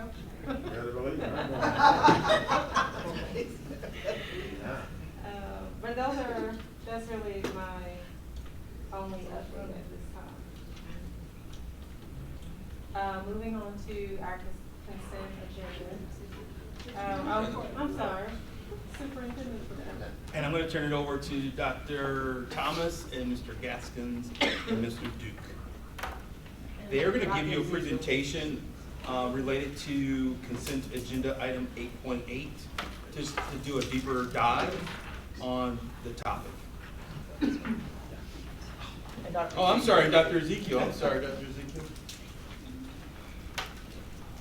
Good evening. We are back to talk about personal learning devices. Again, we discussed this need in April at one of our board meetings and decided to place it on hold, get some more information for you all, consult with Mr. Duke, and now we have Dr. Ezekiel on staff with us, so we are back to present our need in the area of personal learning devices. I'm sorry, I would be happy to. This is Mr. Taylor Duke, and he is our Executive Director of Technology, is that right? That's close. Mr. Brandon Gaskins, our Chief Academic Officer, and Dr. Robert Trey Ezekiel, our Director of Assessment. And all of these individuals have a part that utilizes our personal learning devices. So our goal for you this evening is just to briefly review our current technology needs and share our vision of instructional needs in the area of technology. One of the things that I want us to be sure to acknowledge early on is this is not about just a one-to-one initiative. This is not about replacing traditional face-to-face instruction with computers where essentially our students are doing independent study. Instead, we are talking about a blended model. And we know we've all heard a lot as a board about textbooks, the availability of print materials for our students, and so we are committed to that as well. Our needs are more aligned with ensuring that the students have a blended opportunity for instruction that allows them to utilize digital devices as well as traditional instruction. So Mr. Gaskins is going to talk in a minute about those instructional needs, where devices are used to foster collaboration among teachers, students, where they can create personalized learning experiences, and because of the assessment opportunities with digital devices, teachers can make real-time adjustments to instruction based on that immediate feedback that students receive. And then our technical needs, the devices that were scheduled for replacement that we discussed in April are now out of support for the 2019-2020 school year and beyond. And this slide allows you to see the auto update expiration. So, let's try to see if this has a corner. These here in red mean that we are kind of in trouble. These have a lot of devices, about 7,000 devices that currently are out of date. And then the devices at the bottom will either go out in 2020, 2021, or 2023. So this slide just lets you see which devices are no longer being supported and how many of those we have. I'm going to pause so Mr. Davis can get a snapshot. Yeah, of I that. love getting this stuff. All right, and it's also in board docs. It wasn't It's there. sleight of hand. It's there. Okay. And just here, this is kind of the screen that comes up for our students when they attempt to utilize the devices, saying that we are in need of an upgrade and the device is no longer able to support the software needs of the devices. Paying for this would come out of our SPLOS 5. We have about $6.7 million in that budget, and this upgrade and refurbishing of, not refurbishing, but replacement of these devices and expendable equipment would cost a little over $2 million. Great. Accurate. All right, so we want to share our personalized learning vision. So that's broken out into 3 categories: our professional learning, so meaning how do we support our teachers with using devices and collaboration with students; our instructional framework vision, how do we really leverage this as a tool for instruction; and then our assessment vision as well as needs. So our professional learning vision is really around this concept of technology ambassadors. So we have almost 14,000, is that right, Taylor? Devices in our building, and we have teachers that some leverage those devices really well, and then there's a need for others to have professional learning around that.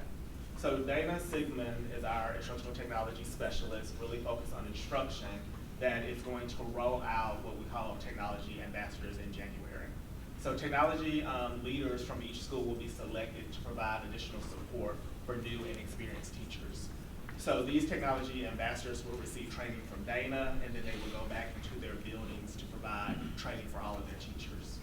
Also, our technology ambassadors will be tasked with the creation of an online database where standards-based lessons will be featured that leverage technology.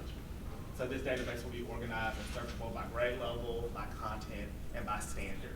So if I am a first grade teacher and I want to use a Prezi, there already be a model lesson created by our technology ambassadors that they will be able to use. Also, teachers will have access to content and instructional technology experts in their own building. So right now, people call Dana or they call Michelle, there's only 2 of them, and then we have multiple schools. And then this will also give people an opportunity to connect across the district to share ideas of how they are leveraging technology in their school. Our next focus is really our vision around our instructional framework. So our devices is just like any tool. It's just like a protractor, it's just like a calculator, it's just like a textbook. There are sometimes that we need it and sometimes that we don't need it. So we really want to have a vision where teachers are leveraging the devices in the classroom for remediation, for acceleration, and online virtual learning. So our devices will really have a focus on Tier 1 instruction, personalized learning, which is small group instruction or one-on-one instruction, and really be leveraged through iReady, Edgenuity, and Google Classroom. So the one thing that I wanted to point out about Edgenuity, we're really only using part of Edgenuity as credit recovery, but Edgenuity can also provide acceleration for courses that are not offered in our district. So there are 11 AP courses that can be offered through Edgenuity. There's Calculus A and B, there's French Language and Culture AP classes that are not offered at either of our high schools. Also, I just thought about this the other day visiting Barrow Elementary School. There is an opportunity for 5th graders to take 6th grade content in the elementary school through Edgenuity. So we could really leverage our devices and have a virtual learning school district that provides courses that are not offered in our district.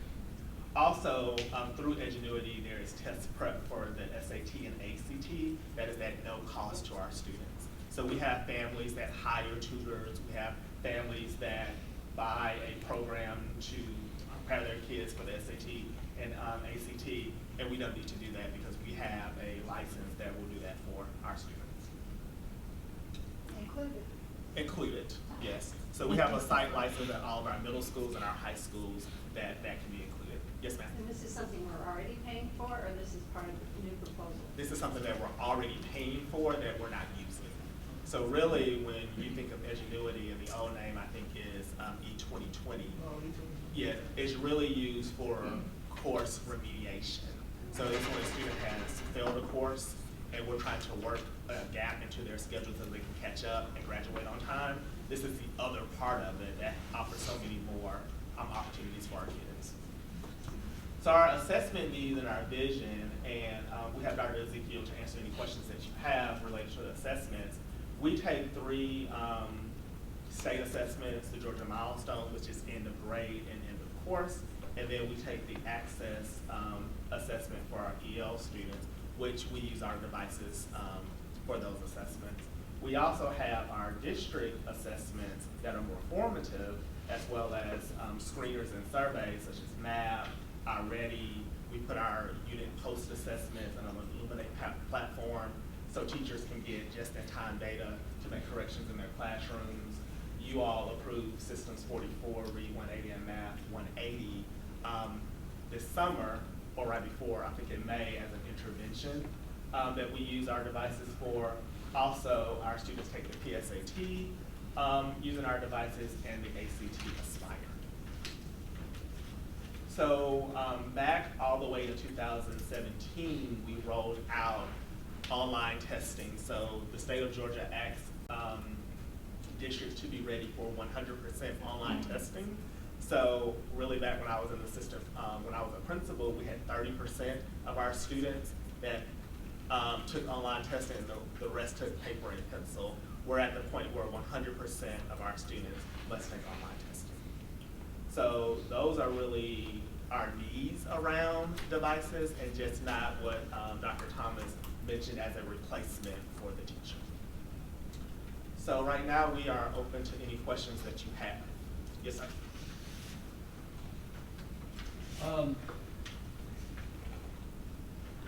When we had this come up in April meeting, the issue that I thought wasn't the fact that we needed technology, because I mean that's, yeah, we need technology in the classroom. But it was dealing with the question of the one-to-one. And, you know, I really don't get a good sense, even when I talk to parents or talk to teachers out in the community, say, how's technology working for you in school? I mean, it's people all over the board. I've got, you know, teachers will say, well, we need textbooks. And then teachers say, well, no, we don't. You know, well, I teach science. Well, what do you teach? I teach history. You know, and there is, I don't see a real sense of, you know, I know we need new computers. And the way that this is being introduced, and I guess I should, if I'm wrong, I need to get corrected, but it was still going on the basis of one-to-one. And I was going to actually jump in, and I didn't want to interrupt Mr. Gaskins, but yes, you're right. And we talked about, so the other option of going one-to-one, and Mr. Duke, please jump in as well, is that we have classroom sets. But if you have classroom sets, then you have to have enough devices for the maximum number of students that would come into that classroom. So while a class might range from 15 kids to 28 kids, that classroom would have to have 28 devices to accommodate for that maximum number. Whereas if each student had their own device, then you could have the number of devices for the number of students you have. Does that make sense? So you would have an abundance of devices if you did classroom sets, because you would have to always have the maximum number. So we would have, just say, we have 60 teachers at Clark Central, all 60 of those teachers would have to have 30 devices.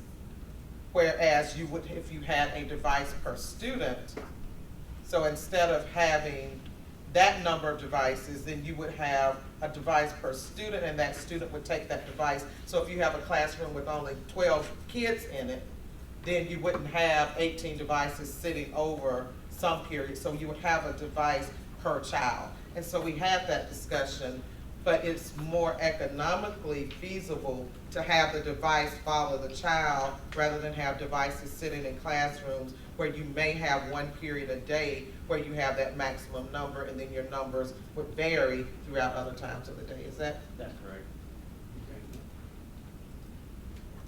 Mr. Davis, and then. Yeah, I just kind of a follow-up. I mean, one of the, and again, you know, I'm just telling you what I was told, and I'm not even saying it's accurate, but I was told that one middle school quit you know, students quit taking them home.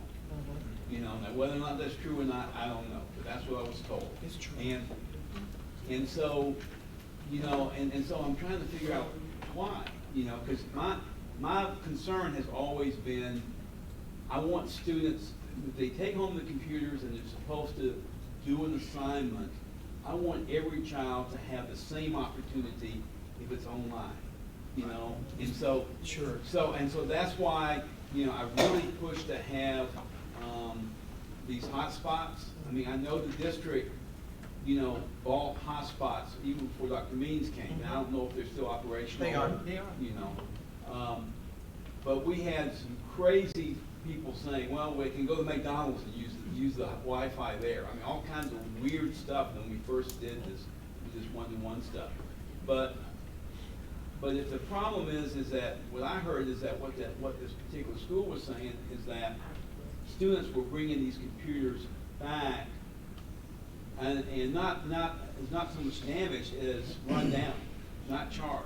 And so then a teacher may be in a situation where they say, okay, open up your electronic device and do such and such, and then you've got 3 students that say mine's not working, Right. you know, because it hadn't been charged overnight, or it dies midway through the lesson or something. So I'm not saying that we're wrong in doing it, I'm just trying to figure out how we're addressing these different issues. Man, I think there's a shift in culture, Mr. Davis. And the shift in culture was a few years ago, it was about we are a one-to-one school district and the computers are gonna be used. And when I arrived, teachers even said, you know, we were told, make it look like you're using the computer when the district people come into the classroom.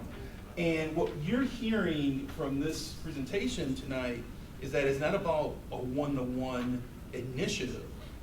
It's about how we're using the device for instruction. So as Mr. Gaskin said, it could be a protractor, it could be a pencil, or it could be a laptop. It's really about how the instructor's using that device to expand instruction and teaching and learning. Not about a culture of we're doing one-to-one and, you know, you have to show it. We want really good instruction to happen, and if a teacher can use it through a laptop, great. If they can use it through pencil and paper, that's fine as well. We're trying to break down that culture. If you remember in the slides, Mr. Gaskin also talked about, and we want to create technology ambassadors that can be supportive of teachers, because we have a range of people on their journey of how they're using technology. Some people are really comfortable with using technology. Some people are evolving and moving into that space. So for us, it's about the instruction and how the technology is being used, not so much about the initiative. And I think we're trying to break down that culture as much as possible so teachers will feel free to use the technology if it fits with their instruction. You're referencing, I think it was Hillsman Middle School that made the decision of we're not buying into the one-to-one initiative to the point where we're demanding that teachers develop lessons and mandate that the computers are taken home.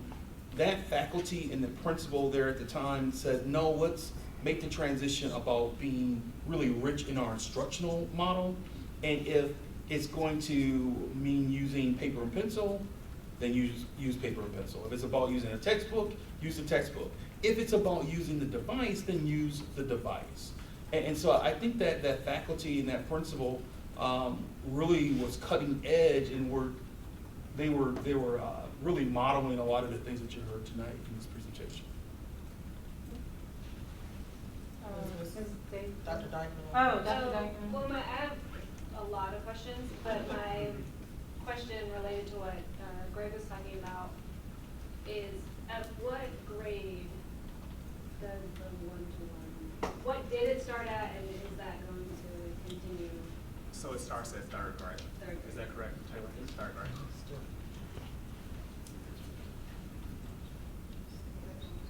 Well, I have other questions. It starts. The renewal is for middle school. Her question was, what does the one-to-one start? And that starts at 3rd grade. On your board doc, you'll see the renewal is for, yeah. No, you're asking the right Right. question. What's before you under 8.8 on the consent agenda is for a refresh of devices for middle school, I think through high school. But Dr. Guyton's question was, where does it start overall?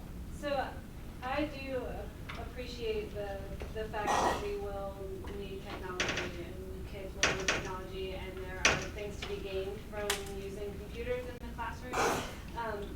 But also that if that's not the teacher's teaching style and that's not the way that they want to teach, that they don't have to use that.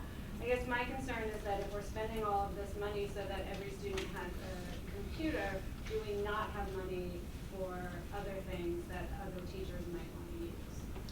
So I think that's an interesting question. I think that when teachers don't leverage tools, it's because of a comfort level and maybe not because of a style of teaching.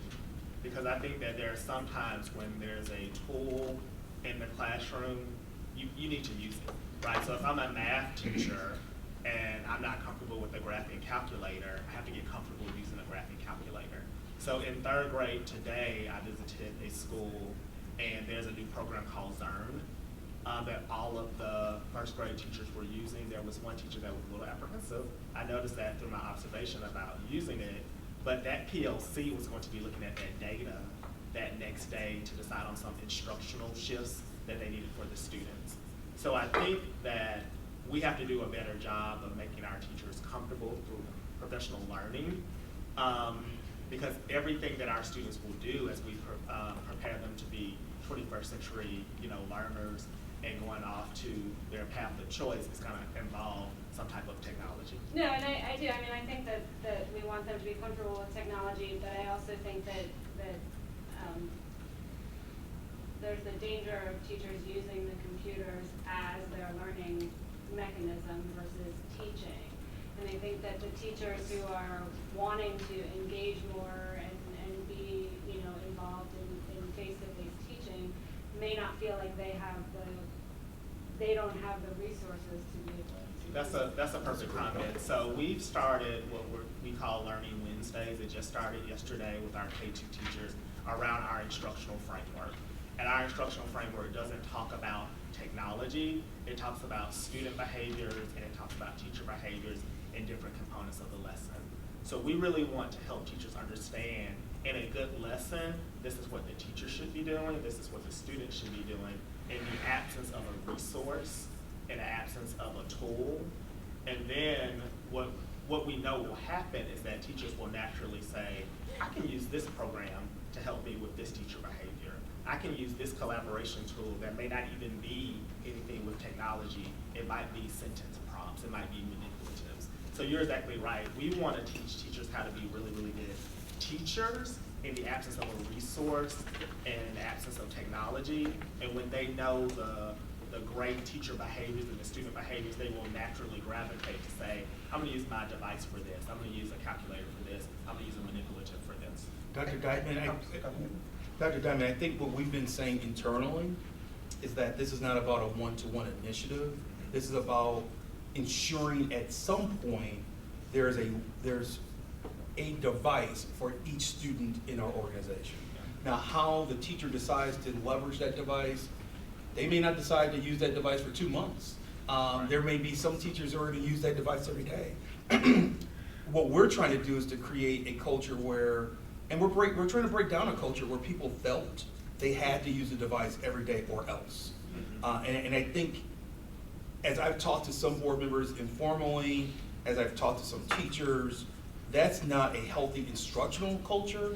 And so what you're hearing from us is that we believe that there should be a one device to student ratio in the organization, but it's not about a one-to-one initiative.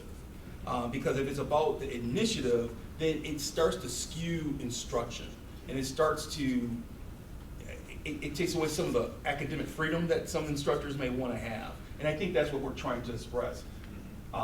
Either through milestone testing or some of the other initiatives that we offer to students through interventions, at some point we will need a device for every student in the organization. But that should not dictate how people are going to teach and what tools they're going to use. And I wanted to address something that hasn't been answered. So these funds are from SPLOST funds. And SPLOST funds, someone please correct me, are designated for certain types of expenditures. So these funds have been designated. I don't think that the SPLOST funds can be used for like purchasing, for print materials and. We treat them as project-based, just like John's project. Right, so I think that was your question. So we do have funds designated through general funds and other budgeting mechanisms to support teachers and other resources, teaching resources that they might need. But these funds were already budgeted through the SPLOST 5. So they could not be reallocated for some of the things you're talking about. Because that's what I think I heard you saying. Yeah, so it was, do they have more, support? not exactly, I mean, it was that, but not exactly like using those exact funds. But what I feel like I've heard people say is that we don't, we don't have textbooks for a lot of things because we have devices. Right. And to me, that feels like, well, you need something. Like, Do you have an e-textbook? Like, how do we know what we're using? How do we know what information is good information? And sure, you can look up anything that you want, but how do I know that that's? We agree. We agree. We agree. Man, we agree. And I think what you'll see in our fiscal '21 proposal, from a budget standpoint, is that we have to do a better job in beefing up our budget around instructional materials, be it manipulatives for elementary school students, or in some cases textbooks, or whatever other materials, other than just a technology piece or device, that teachers feel that they need. I think that's part of that culture shift as well, of not making it simply about the device. I think there was a culture of, we have a one-to-one initiative, so we don't have to do other things. And I think Mr. Gaskins saw our line item for textbooks, and so that's pretty low. But I think that was part of a culture that we created, where we said, we don't have to invest in textbooks or other materials because we have devices. We want to make a shift. We agree with you. So you will see us many more times, because we're on our textbook adoption cycle. So we are trying to get back on that cycle. And textbooks are very expensive, just to be honest with you. But we have textbooks, but they're out of date. So we have science textbooks that are not aligned with the standards. And so a good science textbook costs a lot of money, but that's what we need for our students. So And we'll be back. And one last, just an addendum to this piece. I think, Dr. Dutton, thank you for your insight. There's a culture that we're trying to make a culture shift. In some of our construction projects, we literally didn't put lockers in schools because there was a culture of, we have a device. And so you don't need a locker for a certain, I mean, that literally became, that was deeply ingrained in our culture. And we're not saying that the pendulum, we believe, swung too far to one side. We're just trying to bring it back to the middle. Wait, I don't know. So next, mine is pretty simple. Ms. Davis, go ahead, Mike. So mine is pretty simple. So I heard the device thing for the SPOS dollars can only be used for those devices, right? But we talked about textbooks. Does that include ebooks? Are ebooks also considered in the technology piece? Or are ebooks a part of the curriculum that you've chosen? It's part of the curriculum. And so if it's a part of the curriculum, then it cannot be covered in the SPOS dollars that money needs to come from the general fund? Or does it somehow fall into the application that we're using on these devices? It needs to come through the general fund. It needs to come through general. Right. So we have programs that we use our technology. Sometimes those programs are for intervention, Right. meaning that it doesn't teach the standard, it teaches the skill. So we would need textbooks and curriculum resources to help us teach the standard. Yeah. So that would be handled with this. Yeah, that would be with general fund money. Okay. Dr. Maddox, and Dr. Knox, and Mr. Worthy. I'm having one of Mr. Worthy's, I'm over here just, legs just shaking, as people tell me on YouTube, your legs get shaking when you get excited. I mean, they're shaking big time right now. I want to go back to what you just, when Karen said, or somebody just said about so what would be loaded on the device? I'm talking as a tutor now, I'm selfish, as a tutor. What would be loaded on the devices? So any program that we have a subscription for, some of those we buy as a district. Sometimes schools use their Title I funds or their general funds to buy it for just for their school. Anything that is purchased from the district or for the school is loaded on the computer. A lot of these things are web-based. So kids usually use their lunch number or some type of log on to access it. Because that's been my main concern, is that, making sure across the board, I think Greg stated, that it's equal, because I have students from different schools, and one Google Classroom is empty. Right.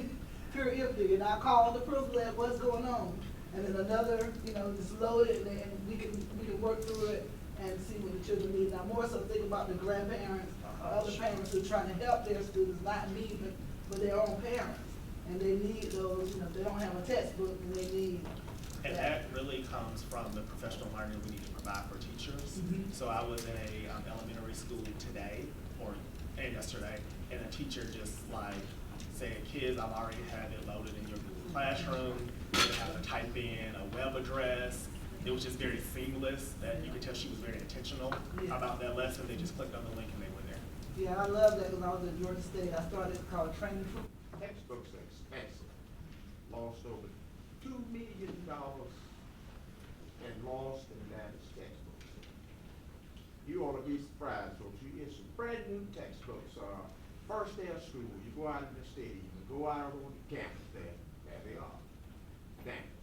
Now, having said that, let me answer this. Do we still have smart boards in classrooms? Yes. Are the teachers really using them? Some do, some do not. Okay, I like what you said a few minutes ago. If they have a device, they need to use it. Now, here's why I'm saying this. And I can't recall what year, but I'm quite sure it's on record someplace. It was like the milestone test, the CRCT test. The students showed, the teachers that use the smart boards, the students scored better on those tests, CRCT. I reinforce what you said. If the device there, then the teachers should be using it. Because it sure enough worked with the smart boards. So, Mr. Worthy, we would thank you for that feedback. We would just say it slightly differently. We would say if a teacher has a device or has access to technology and it fits within their instructional vision and fits within how they want to teach children, then they should use it. And so there's some teachers who may have a smart board and they may use it in a sparingly. They may not use it all the time. There may be other teachers who use their smart board constantly. We want to break away from a culture of if we provide it, then you should use it. I think that's how we landed here now, where there was this culture of we're one-to-one, so you better use the technology, and I think that's what I heard Dr. Dykeman say a little bit. Can we provide some instructional freedom back to instructors? And that's our message to the board and to our staff, that we want to create that space. At the same time, we want to create a safe space for people to learn as they evolve. And so having those technology ambassadors in the school should help someone who may be cautious, apprehensive of using technology. If you have a colleague who's identified as an ambassador and using technology, maybe you'll come along slowly. But we don't want to, there's enough pressure on teachers to teach well. And we have established some high expectations around our instructional framework. The least we can do is give our instructors the freedom to decide, am I going to use a protractor today, or will I use the laptop? Will I use a textbook today, or will I use pencil and paper? That's the level of flexibility and professional freedom we want to offer to staff. Well, I'm receptive to what you're saying, because as a principal, when I walked in the classroom, because we were using the GTEL, Georgia Teacher Evaluation Program then. And what I said to the teachers, because I was really a part of it, I walked in the classroom, I want to see blended instruction. And I think that you just explained it in that particular manner. I understand exactly what you're saying. Right, that's a great point. And I think that we have to do some rebranding around what we're calling this relationship. It's not about it being one-to-one. It is exactly what you said. It's this blended model of using it when it's appropriate and really leveraging it as a tool. One last motion. Dr. Yates? No, I was gonna comment on the insurance. I believe when my kids were in Hillsman, and this first got rolled out, we paid insurance on the device, parents, to cover, and if we didn't pay, and you're not in your head, that's what we were doing. That's why some parents rejected it. That is correct. Year one, there was the insurance the district orchestrated. We did not do that. I don't think we did that after year one, but then you just. That's what they wanted. So with the purchase of these new updated, fully supported Chrome, are they Chrome devices again? They're Chromebooks, yes. Chromebooks again? Okay. What are we gonna do with those old ones? 6,000? There's about 4,000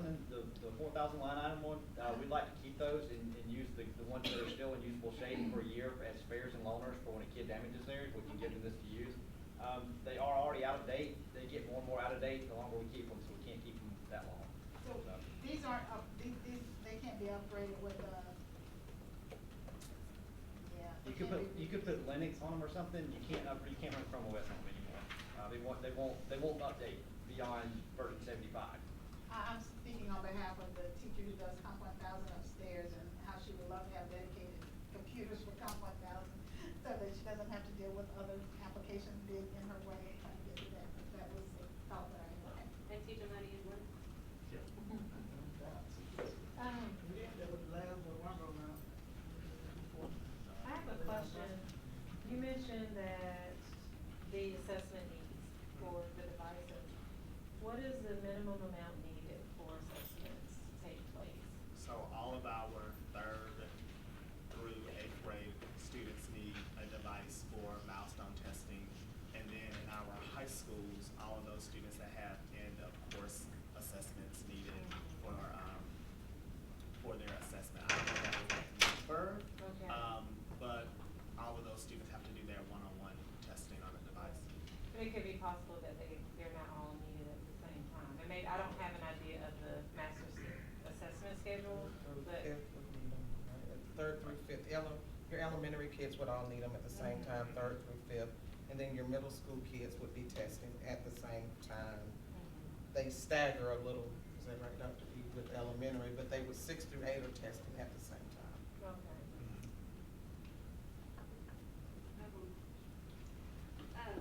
So given that the kids are doing these tests on computers, is there any typing instruction, or is that something that will be?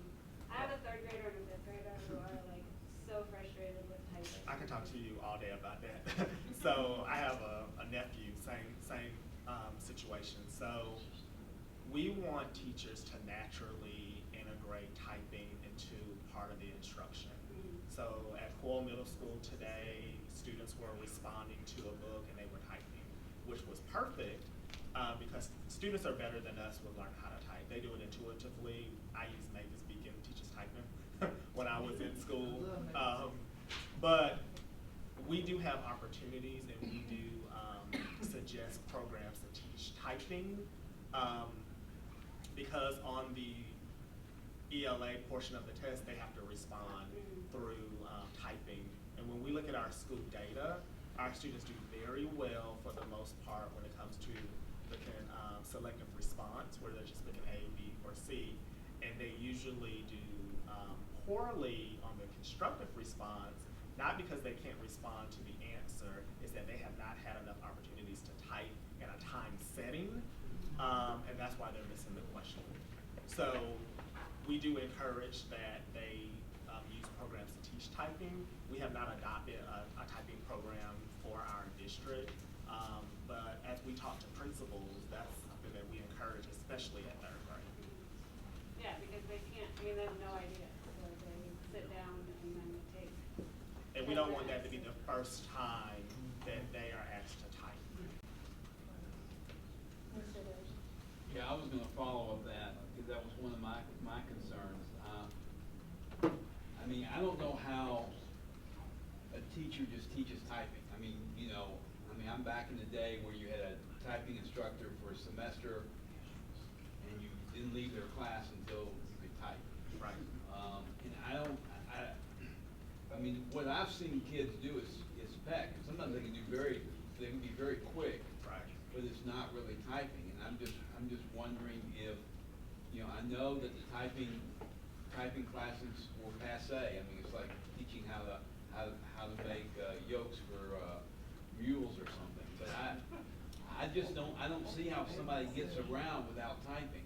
And so have we talked about that at all, or just trying to get 3rd grade teachers to put that on their laundry list of things to do? So, if I could add, I think it's less about the formal instruction of typing, because our kids are more intuitive. It's more about giving them exposure to typing. Some kids, I am a formal typer, but there are kids that can type faster than I can, right? So we don't want to take away from the explicit instruction around writing, which may happen if we try to fit in a typing block or instruction. I think our kids, once they have practice, whatever way they're comfortable doing it, they usually can get it done. I think another way, so I agree with everything Mr. Gasson said. I think another thing I would just suggest is that we want to go to a blended model with how students express themselves in the written word. So there's really 3 modes that kids in today's world are expressing themselves. They're using thumbs in some cases. With smartphones, that's just what they're doing. In some cases, we want to make sure that they are using a writing utensil and they can write. And so I'm surprised we haven't had the cursive conversation yet, right? I mean, so we want to make sure we want to have a balance, and then we want to make sure that they can type as well. So I think there's different modes of how young people will express themselves in the written word in this world, and so we just want to make sure that teachers have a balance as well.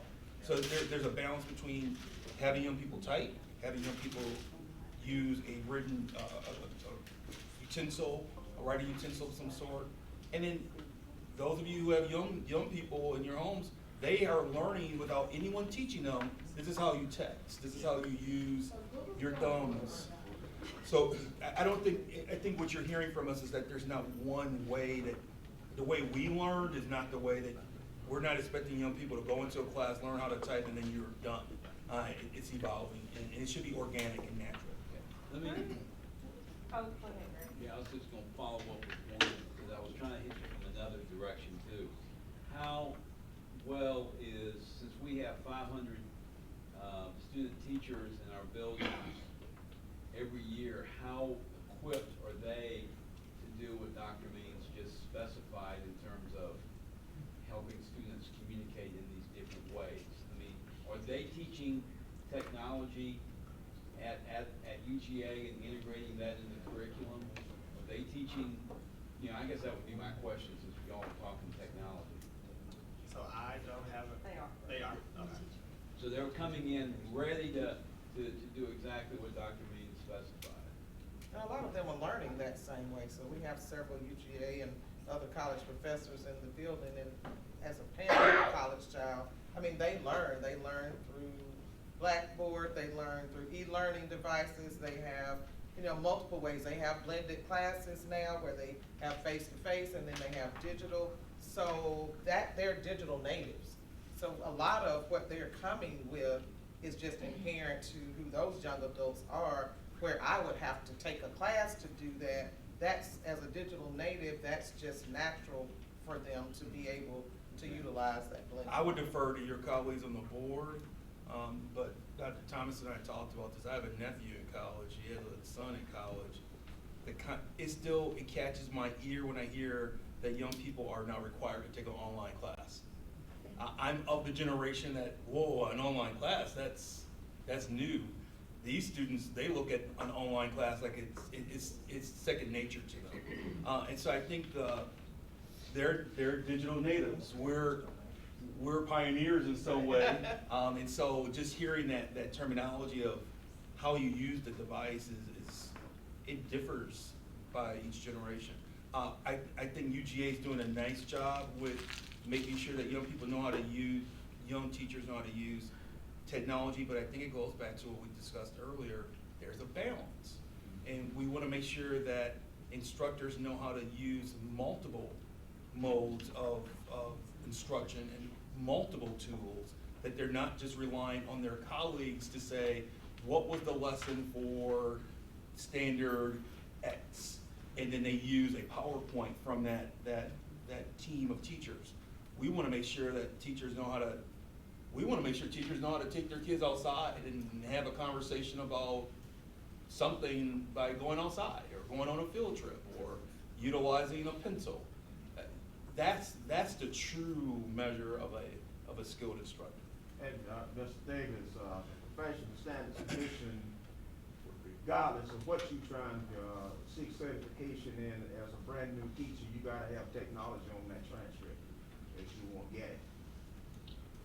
With the, so yes, you took my question about handwriting and cursive. But I am wondering, like, how do we how do we equip parents, you know, to be able to support their children with technology? So I think that all of us are very different, but my children, teachers send things like Google Docs, and I'm like, don't send me Google Docs, just write it on a piece of paper, let me read it, you know? But I think that, you know, we do have the expectation that parents are helping, they're able to help. And so I'm just wondering, like, what is the vision? Like, if we know that this is going to be incorporated, it's gonna be a part, you know, of what we're doing, renewing devices, how do we put parents? I'm happy to hear that there's a balance, because I'm probably in the minority, but I'm not a opponent of, you know, just so much technology where it does sort of tilt over into taking the place of instruction. A lot of reasons, because I don't think, as sometimes instructors, probably projecting here, but you don't quite know when that has occurred, and you don't, you know, there's no real way that you can sort of compare, like, how well did I do using this device versus when I did not have a device. But yeah, so my question is, how do we equip parents to be supportive, you know, as we continue including devices? So what you saw today, I'll go big picture and then answer your question. What you heard in this presentation this evening is a systemic approach to how we want to deal with instruction. And you saw systems in place that Mr. Gaskins and others are putting and implementing for our kids and our teachers. We need to do the same in every element of our organization. So we started initial conversations internally. I'm interested in making sure that we have better coordination with our family engagement specialists at each school. And the family engagement piece has to go beyond some of the foundational things that we're doing at our schools, maybe providing a clothes bank or a food bank. Those are important things, but we have to engage parents as well. Engaging parents around what does instruction look like in our schools and how can we help you.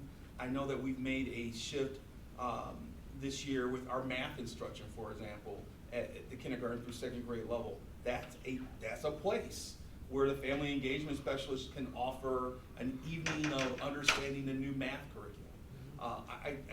I think we have some opportunities with our structures that we haven't capitalized on or thought about in a strategic way, and we're hoping to do a better job in the future.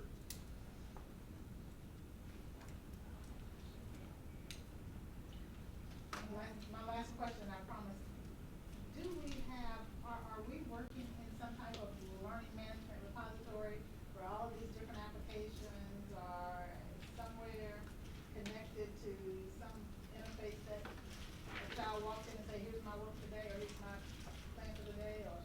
So teachers are usually doing that through Google Classroom. Okay. Do we have that as a district? We do not. Okay. So part of the work of our technology ambassadors is to do research on what is best for our district. So Dana and I went to a conference for Google 2 weeks ago. That was a great conference, and Dana was invited to Newton County that following week because they do have a management system.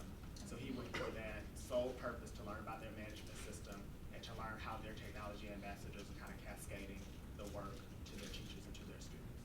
I think it would be a great tool for parents because they can look at their child and work for the duration. Yep. In one place, and it's like, okay, here's that word again, dashboard for them. But it's a really powerful tool. In the meantime, getting off track just a little bit, but with the parent portal, is there a way where, I know the website is a place where I mean, you can go and look at the software, the tools that are better when the person come in. But is there one place like in the parent portal that could be linked in there to make it easier for the parents? I think that is possible. Right now, we're kind of all in different places because schools are kind of in their own dance space. We have not narrowed our focus on what like instructional tools we're using as a district. And this is like, back to my question, but more out of curiosity, as a parent, do we even teach handwriting and cursive anymore? Handwriting and cursive are not standards. Yeah, okay. They're not standards. So if it helps you, I have college students that I have to Yeah, I mean, in my classes, I'm seeing the evidence, they're but I on. see it with my kids as well, but, I mean, just curious. So their handwriting is embedded in our K-2 standards around writing. So you will see them in a writing standard, which is more focused on content than the forming of letters and spacing and all of those things. Cursive has not been a standard in forever. Kids only need to know how to write the letters in their name in cursive, right? So, but That's they're, more signatures, just crazy. yeah. So in other words, that has to be a standard at home. Because it is not a Georgia standard. Something for a family engagement special. Any other questions? Thank you. Madam President, board members, and community, the only other item I have under the superintendent's report is that you should have received an update from me yesterday, or you've heard through the community at this point, that we had a serious security situation at one of our high schools, at Clark Central High School yesterday. We're continuing to talk about what are the next steps, and what do we need to do. I think we want to be balanced. We don't want to overreact and do something that harms the culture of not only that school but other schools in the district. But at the same time, we can't continue to hope for the best and not address situations that are starting to have an uptick in our schools. And there's the other balance of these are exterior outside forces pushing into our schools. But if we're a highly reliable organization, one thing that we should have the ability to do is to share with parents that their child and staff members, and so people's loved ones, are as safe as possible. We can't guarantee it, but we sure have a responsibility to make sure that we've looked at all of our protocols, all of our processes, and we're doing our very best. So that conversation is happening. I will be asking at some point for Dr. Huff, the principal at Central, to have some deeper conversations with his school community, because some people have been shaken up by the news that came out of yesterday's situation. So we're working on it, and there will be more to come at that school site, and I'll update the board as that moves forward. You know if they'll be sharing like some of the concrete steps? Strategies. Yeah, that they're. I think we're having healthy internal conversation about what those steps should be. We want to make sure that Dr. Huff and his staff are part of that conversation. And again, as I stated, we don't want to overreact, but we're hearing a clear message from parents that they want to see something other than a letter going to the home and saying your safety is our top priority and believe us. I think we're getting feedback from our parent community of they want to see something else, even if it's temporary or it's intermittent, something other than we had a situation and then you move on to the next day. You know, the sort of the thinking about this is something that weighed really heavy on me, like with the kids that are there, and then also the kids that are caught in a situation where they feel that that's their option. And, you know, just sort of in thinking about it, you know, we know that there's been an uptick. There's the other piece that we may not know exactly the extent of that. So perhaps we have an environment where kids are more empowered to share with an adult that this is the case. And so, I don't know, I guess I just hope we hang on to some of those climate issues, working on how we can, you know, build that capacity, because that was a preventative step, you know, and that meant, to me, it's a lot more than saying we're gonna go and be gonna have, you know, a police presence that's overly, like responsive and all of these other things. And so I just wonder, like, I hope in those conversations, you know, that we continue to focus on creating the environment where people do feel that they can share with teachers, when things like this happen. But then also that when, you know, we're addressing the students that feel compelled, you know, to be in these situations. You know, my thing is that I don't think a student, you know, I tend to think, at least when I was there, when a student brought a weapon to school, that was a last option. That typically was a last response. That was more cases than not. It was not where that student gets up and just like, you know what, this is gonna be my first, you know, way of handling this. And so I don't know how you balance those as a school, you know, but yes, everyone should be safe.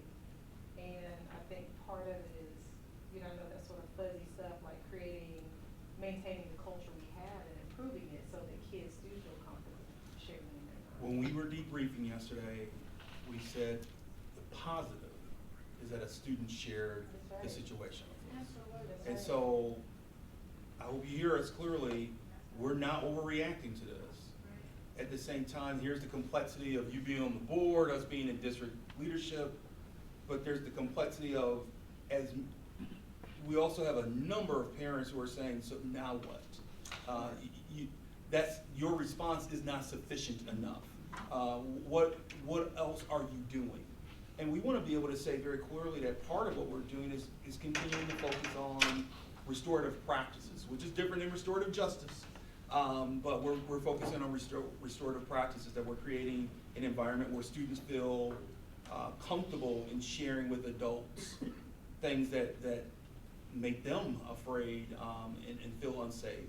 So there's a balance, and we're going to.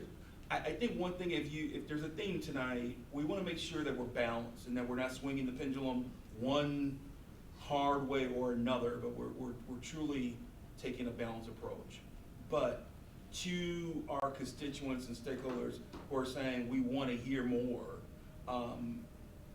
I appreciate that as well. And anytime you hear that a student have that type of weapon on a campus, that it is concerning. And so I just want you to know, as a board and the public to know, we're not hiding from this. We're going to talk about it and come up with a balanced approach that honors all different complexities and angles to this hard conversation. That's the conclusion of my report. Thank you. Okay, consent agenda.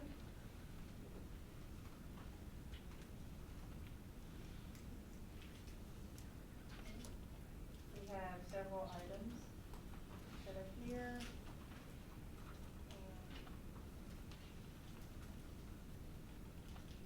The very first one being the action to approve the Westboro renovation.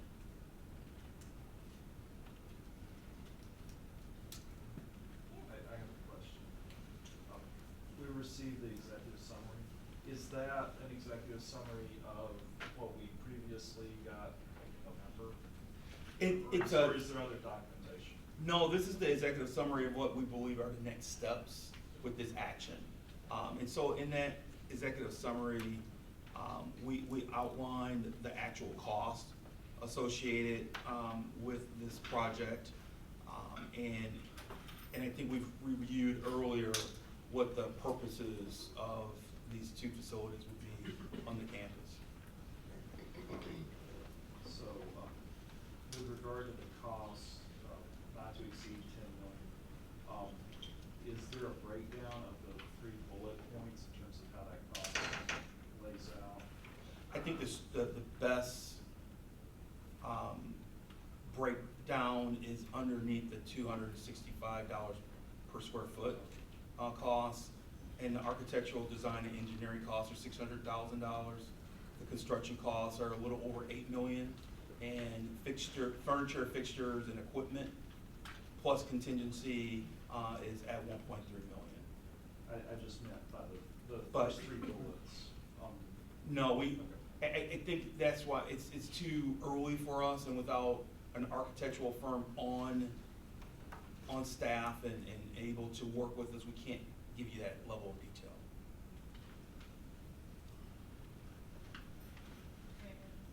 Sorry. Yeah, Dr. Means, I'm having a hard time wrapping my mind around this, because I was thinking in terms of us being presented with, the results of an RFP, for an architect, talk about, stakeholders getting together. I'm just trying to, this seems to kind of cut to the chase and just get right down to it, and not all the steps involved that I'm concerned about. Am I missing something, or is this,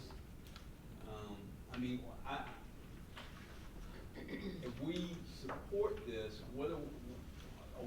is this like a blank check, go for it?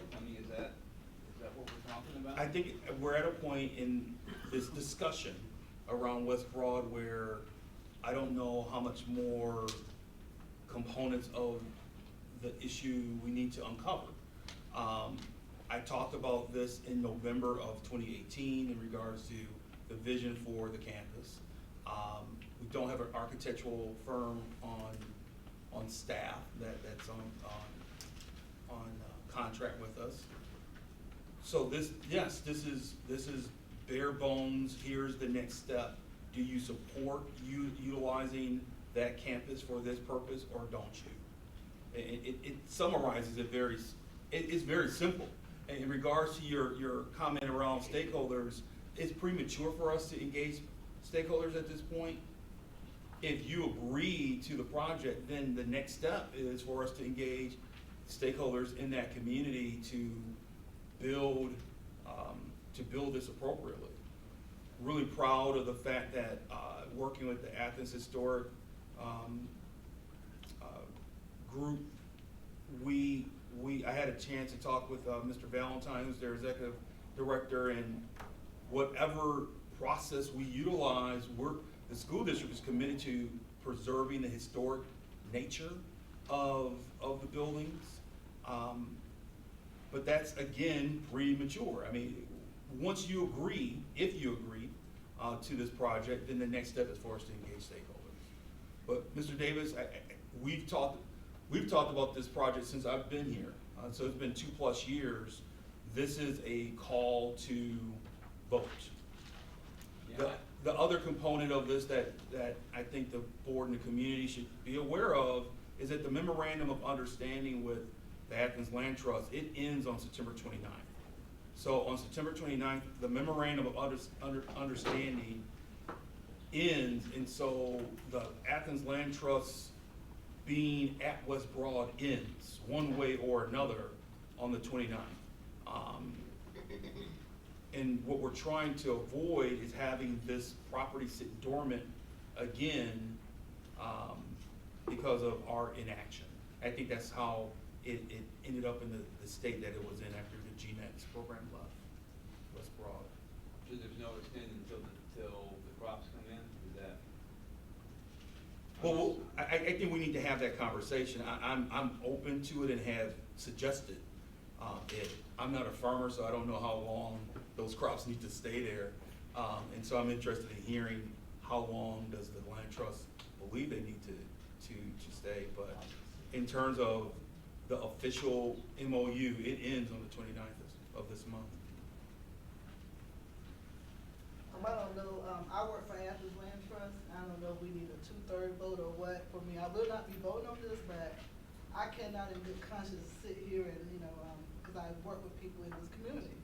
And, in terms of the market that we operate, it runs through December of every year. And I guess we had a discussion a while back, and for some reason, thought I was hearing that we were gonna be able to continue to the end, but I hear crops, but I was thinking that we were gonna be able to continue to the end of our season.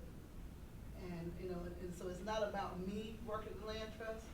My position is I am the neighborhood project director. I work with families to get their homes revitalized. Energy audits, trees, and plumbing. That's what my job is. But I am a community member from this community, and I'm concerned that people who, you know, have grown, they've grown crops, they make their own things that they sell. You know, last year we had total sales the last few years of $282,000 within this community with people, many of them from this community. And so I'm not trying to cause any conflict of interest, but I am a person of this community, and I thought that someone else would agree. I hope that someone would have said something about that oversight, because am I hearing wrong? Did anybody else believe that once that conversation was going on, that's what was gonna take place? So Dr. Mattis, the district isn't opposed to, we haven't met with the land trust. We have a meeting with the land trust leadership on the calendar for next week, early next week. I wouldn't know that, because we've been very good. I will say my executive director, they have not put me in any position. They've been, you know, That's we did good. not talk about. So I don't know anything about the meeting. I just know about the letter that we all received. And so it seemed like an eviction letter to me.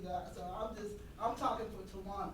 So I don't know about any meeting with, you The know. district isn't opposed to, if that's what the land trust counter and says our season for the market ends in December.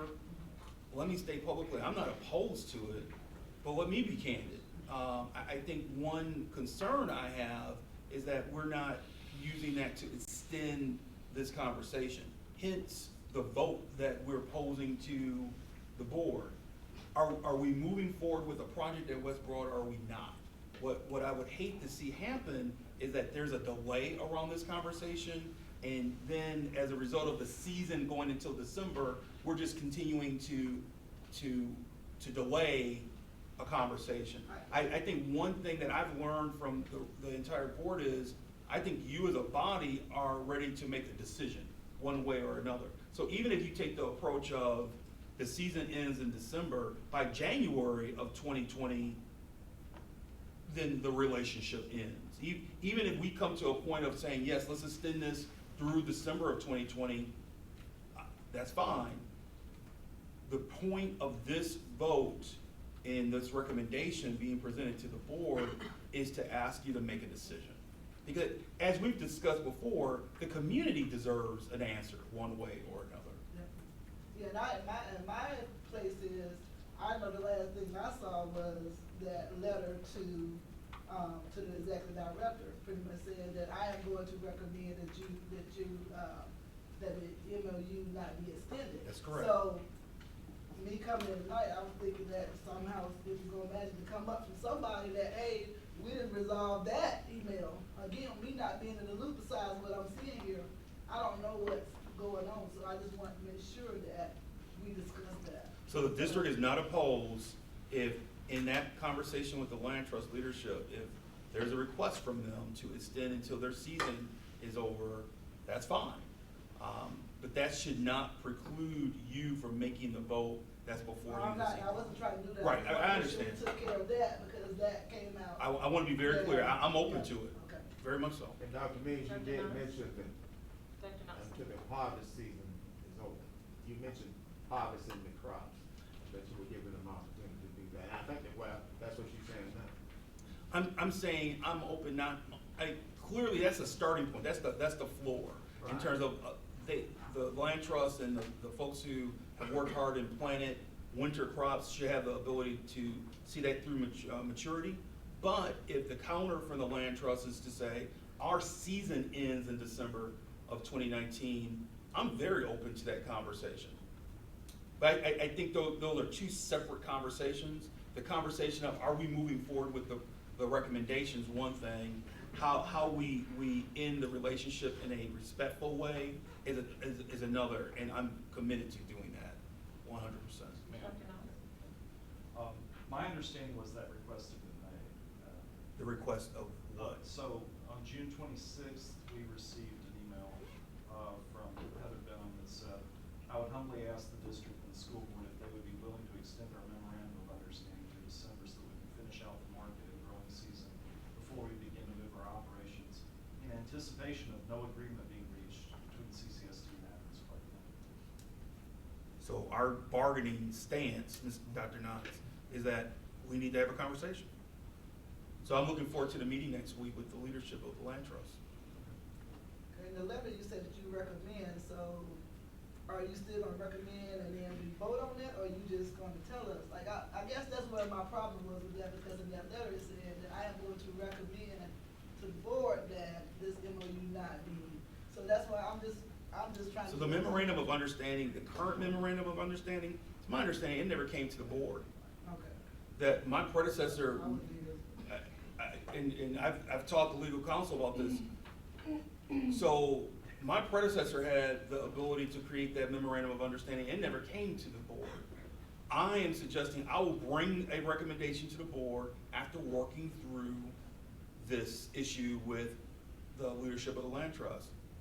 Again, I want to be very clear, the floor where I'm starting is allowing the crops to mature through the winter season. If the counterpoint from the Land Trust leadership is to end the market season through 2019, December 2019, I'm open to the conversation. We haven't had said conversation yet. In person. There's been exchanges of letters, but we haven't sat down and talked. And so I'm looking forward to the conversation. Dr. Yeager. So I'm still trying to get up to speed on this. I just got the November document yesterday. And I've started to read the frequently asked questions, one of which is the garden inconsistent with your plan for what you want to do there?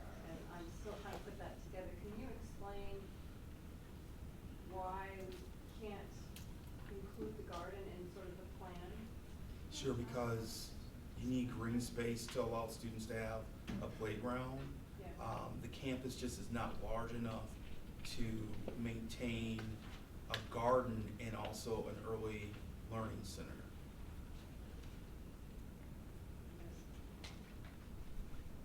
So there should be green space for a play area, for construction of a new facility, and to maintain a market and a area for growing crops. There's just isn't space for both functions. I guess I was imagining rooftop gardens or some creative thinking in terms of incorporating the community building, the community needs and bringing in a way that was not. I never thought of a rooftop garden, but again, that gets back to, we haven't gotten to that stage. So, planning. you know, I'm a climate change scientist. I looked at your designs and all I saw was white roofs. And I thought, well, We don't have an architect either. well, there was a drawing somewhere, It's one just of the a- things, and it was just an acre of white roof. Right. And I thought, well, solar or green stuff. I mean, maybe we could put green stuff on those roofs. It's a little bit tricky to design a roof that can hold, but your building has, Yeah, our building right? has had one since 1960. Yeah, so there's good examples in this community for having a green roof. So I was just wondering if that had been approached. But I was having a hard time kind of see everything about what you have in mind. Maybe that goes to your question about what does it look like? And that is, I mean, of course, you know, obviously I've been very strong in one position. But if I end up falling on my sword, I wanna make sure that I've addressed the concerns that I've heard, just like you've heard for the last couple of years. You know, one is the appropriateness of the site. You know, the liquor store across the street, the lack of plans of handling the traffic, you know,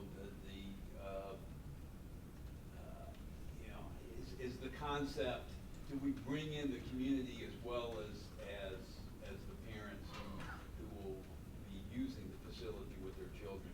And I mean, to me, a lot of this is that the devil is in the details.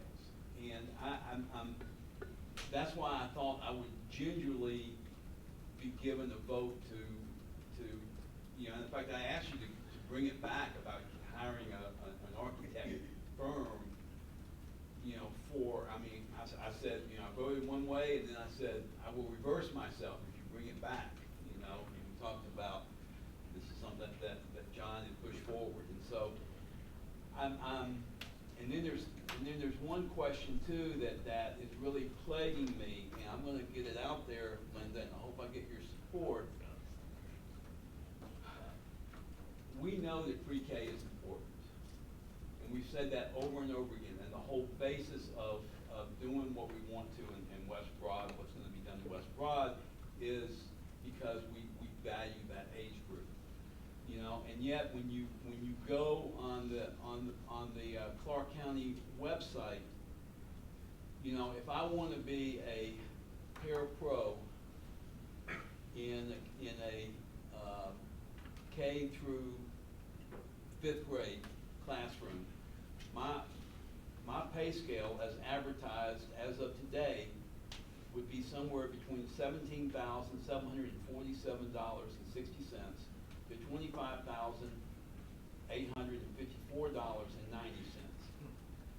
If I'm applying to in this very important age group of pre-K students, working with them as a parapro, my full-time salary is $15,872.89, and you can go up to $15,872.89. There's like a $2,000 difference in something that we're saying is really critical juncture of a student's development. And I think and we've talked a lot about the teachers, and I'm not sure, because it's with the teacher span is even greater, and I'm not sure that we can't raise everybody to a living wage, but I don't think we should have folks who are getting paid $1,333 a month full-time to take care of our 4-year-olds. And I think that we need to draw a line in the sand as a district and say, that's not right. That's just not right. And I know we have other low-paid positions, but I'm embarrassed by seeing that even on the website. And so, I kind of hesitate to full steam ahead saying we need more pre-K classrooms, which we do, but we're not going to pay attention to the folks who are going to be running those classrooms and operating those classrooms. So, Mr. Davis, if I understand you correctly, you have a concern about the pay for paraprofessionals who work with pre-K students? Right.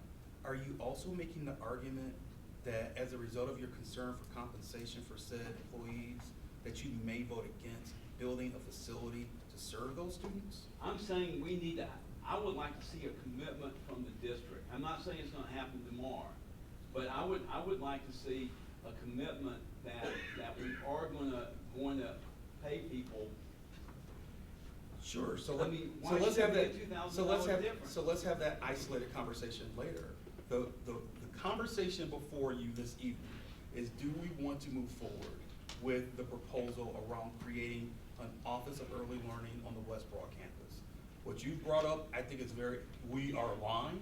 I think we should have that conversation, but that's in isolation to what's in front of the board. But when does it fit in? It doesn't fit in now. What's in front of you now is, what do you want to do with the West Broad campus? And so to bring that topic up it doesn't have anything to do with, do you want to create more classroom space for early learning in this district?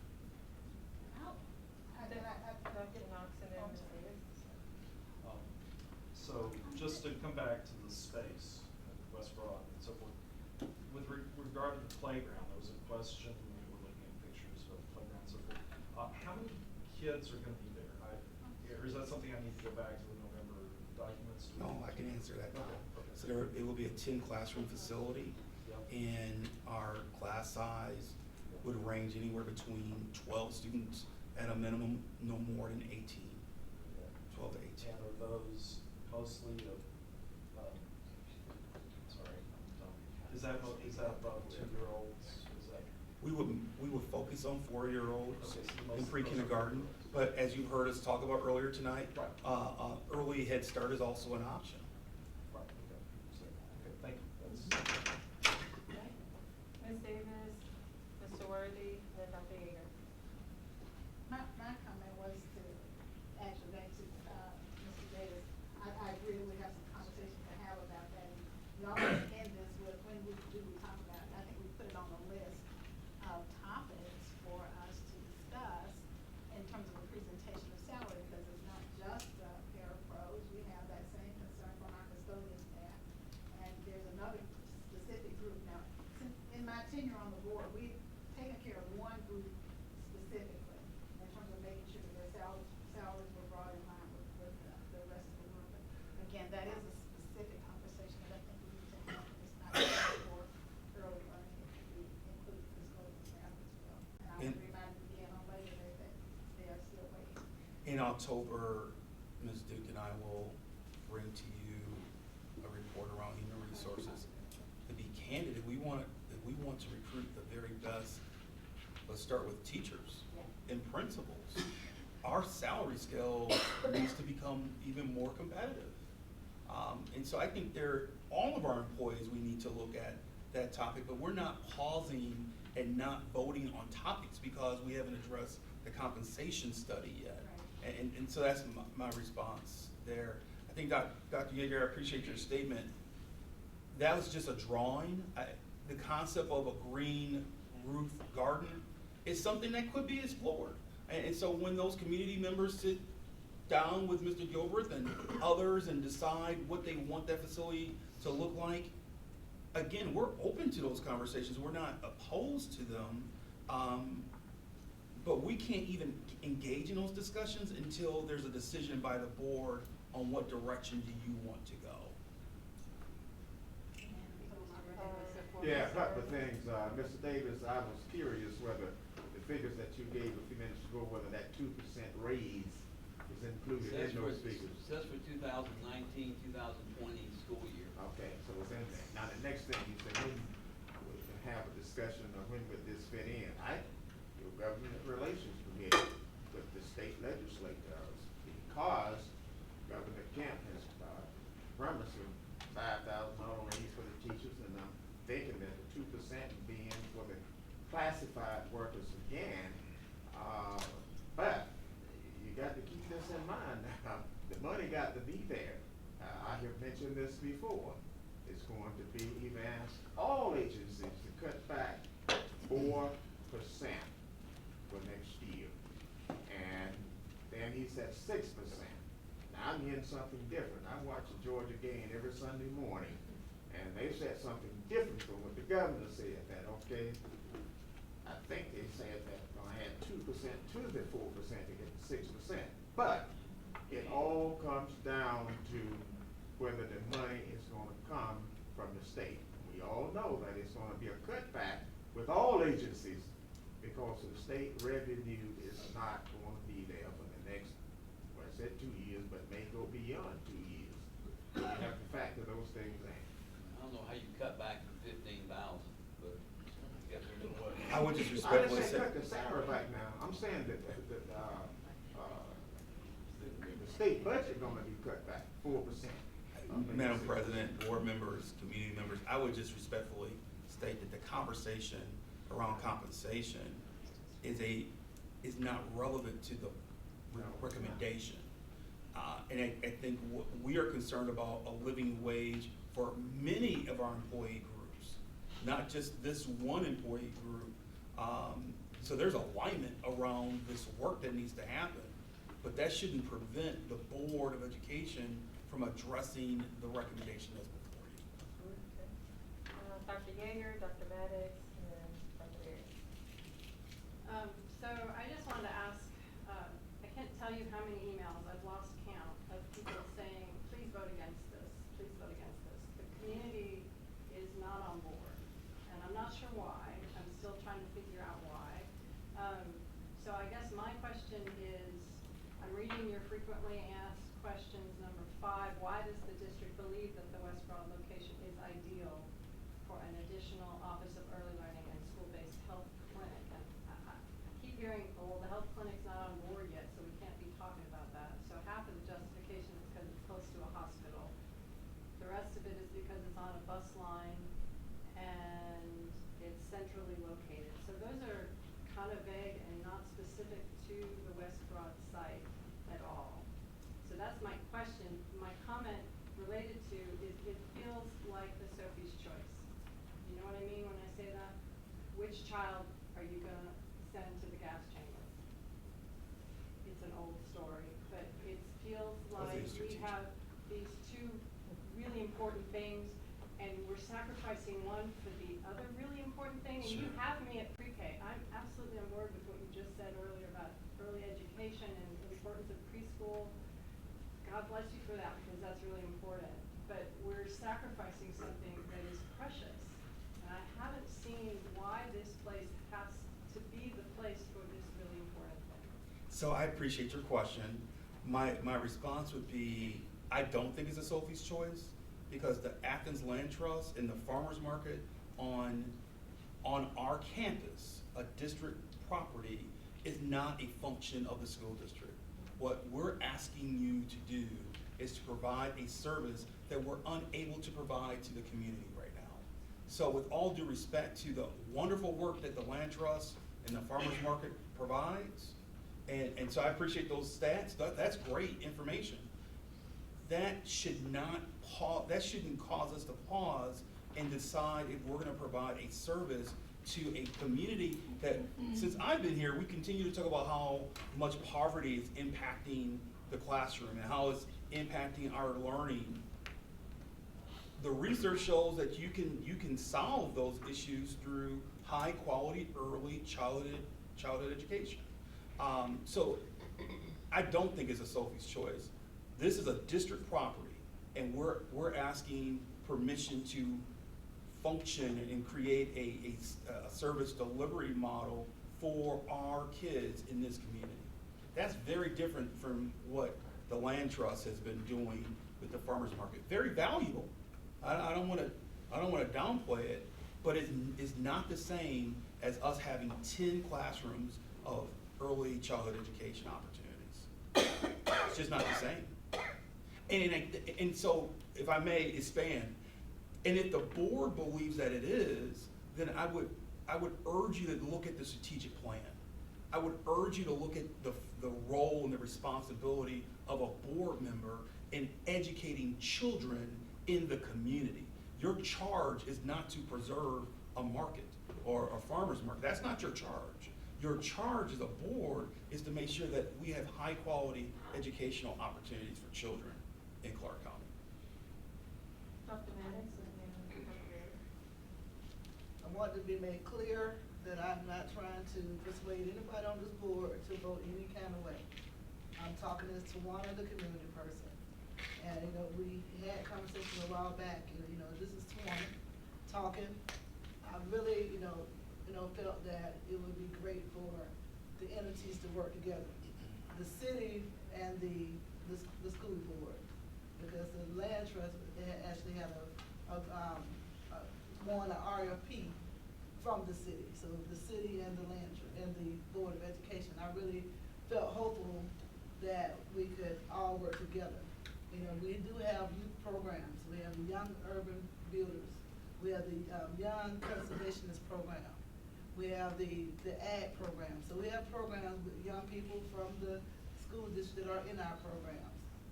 You know, but I'm not trying to persuade anybody to vote any type of way, but I just, you know, want us to, my question wasn't even about that. It just hurts me that we couldn't all work together for the community's sake. That's just, I just want to put that on record, okay? But the other thing is, I just want to know if this proposal is not, we send it to the state to build a school, what happens if we're not? You know, I guess that's my concern as a board member. If we send this, you know, we haven't gotten a proposal yet through the state, right? Have we sent a proposal to the state to do the school? No. Okay. So if that doesn't go through, then where are we after that? Where are we? So typically, Are you asking Dr. Kent? Oh, Or, so I can answer. Okay. So, Mr. Gilbreth works with the Department of Education. If there are challenges around traffic, or if there's challenges around what type of business is next to the learning facility, Mr. Gilbreth and Mr. Fisher and their team work with the Department of Education. That's how those things, and there are always challenges. There were traffic challenges with Hillsman. And so the same issue that we're talking about in terms of traffic flow, we had the same issue with Oglethorpe.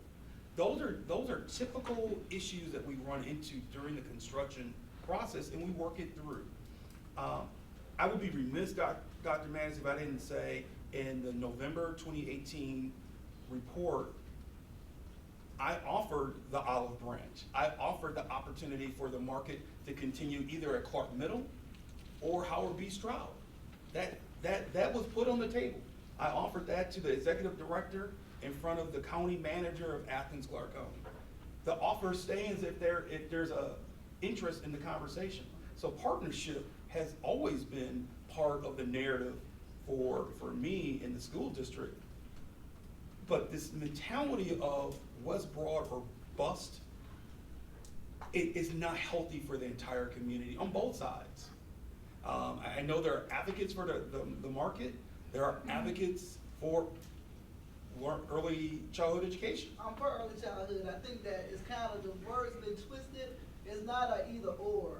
I am definitely for early childhood. I don't know who wouldn't be for early childhood.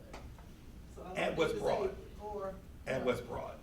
So that's what's being recommended to the board, early childhood education services on the West Broad campus. Dr. Berry. I was gonna, maybe mine can wait till all of the other comments are made. I was just gonna recommend that we pull this off of the consent agenda. But again, I probably could have just concluded everything with that. I think we don't. So I was just gonna say that I know that we want to move forward and we're at a point where we want to take a vote on this. And after our last property meeting, which I believe was mid-July, I felt good about how I was gonna vote. And I left the meeting feeling like we had put in a good faith effort, like we all wanted to collaborate. It just wasn't, it wasn't gonna work out. Like it just for other reasons, it just wasn't gonna work out, and it was time to move on. I guess my issue is that since then, I have heard other information about that was different than the information that we got in that meeting, that I just would like a chance to talk about that one more time so that I can, and I don't presume any ill intent on anybody's part, I just have heard different information than what we heard in that meeting, and so I feel like I'm not exactly sure. And so personally for me right now, I feel like I'm just not sure how to vote on it, even though I felt sure at that meeting, because there's been other information that's come up. So I don't know if it's possible to have an executive session between now and next Thursday's vote, just to clear that up, or whether, I don't know, whether I can talk to you. But I feel like everybody needs the same, I feel like everybody needs the same information, which is where I feel like we're not.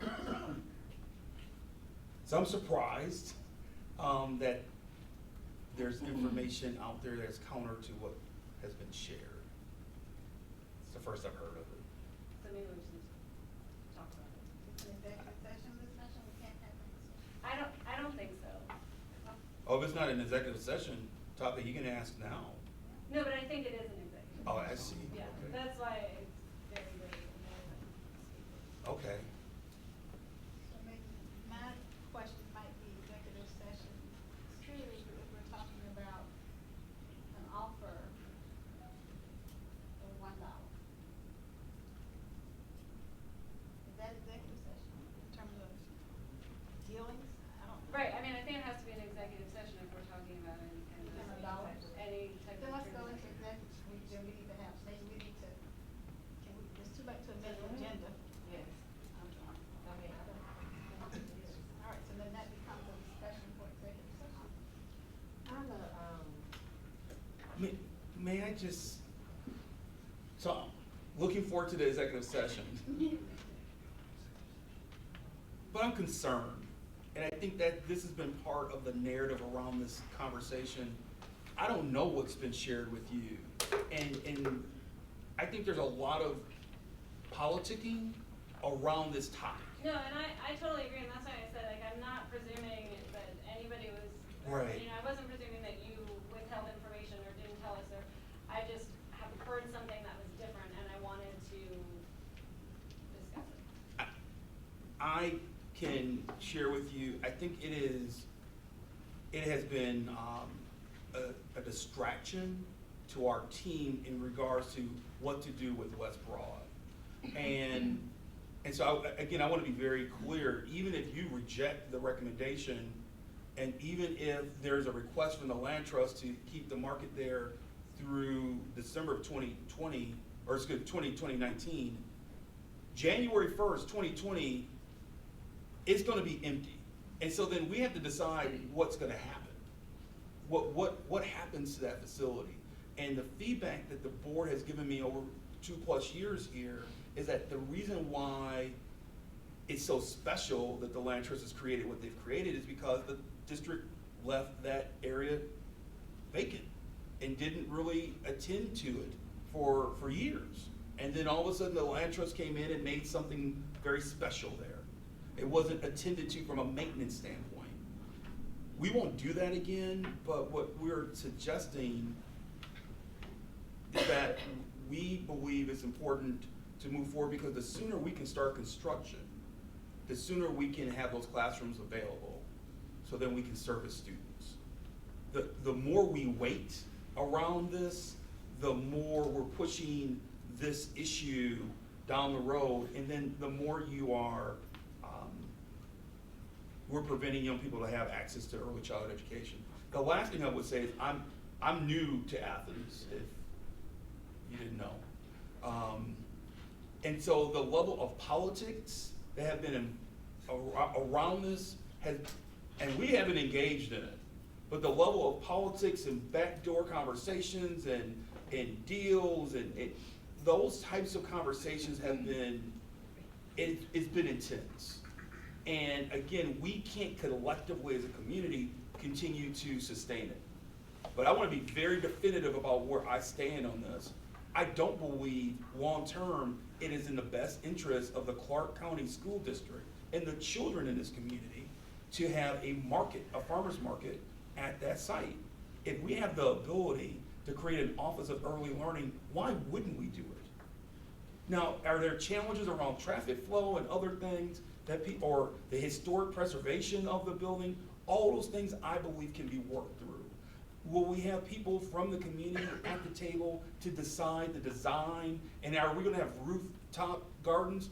I'm open to all those different things. But the first step in the process is to decide, what do we want to do as a school district with our property? With a property that is a district-owned property. What do we wanna do? And so that's the logic behind the recommendation. Dr. Knox said that, a couple of questions. Yeah, I just want to come back to executive session, wearing my policy chair hat. Okay. And so I'm kind of directing this at Dr. Dyke. So does this fall under, if we do executive session, it has to fall under just a very few categories. So would that fall under authorize, ordering, and appraisal related to acquisition or disposal of real estate, or enter into a contract to purchase, dispose of, or lease property subject to approval in a subsequent public vote, or whatever you're talking about, which I don't know what you're talking about, because I'm sure Mr. Worthy would agree with me here. We're not going to go into executive session if it's against the law. That is correct. There we go.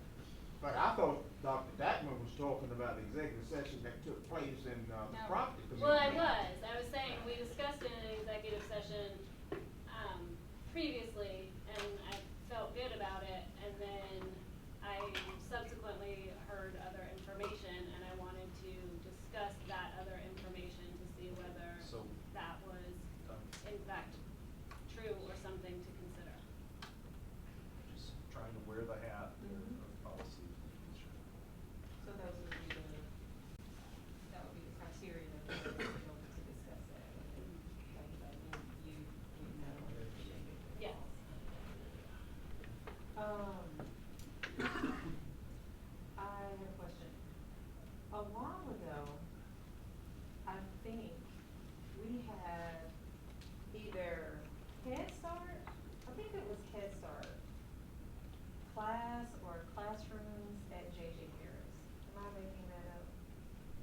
that there were smaller people than pre-K in one of our We buildings. have 3-year-olds, early head start, 3-year-olds. and graders.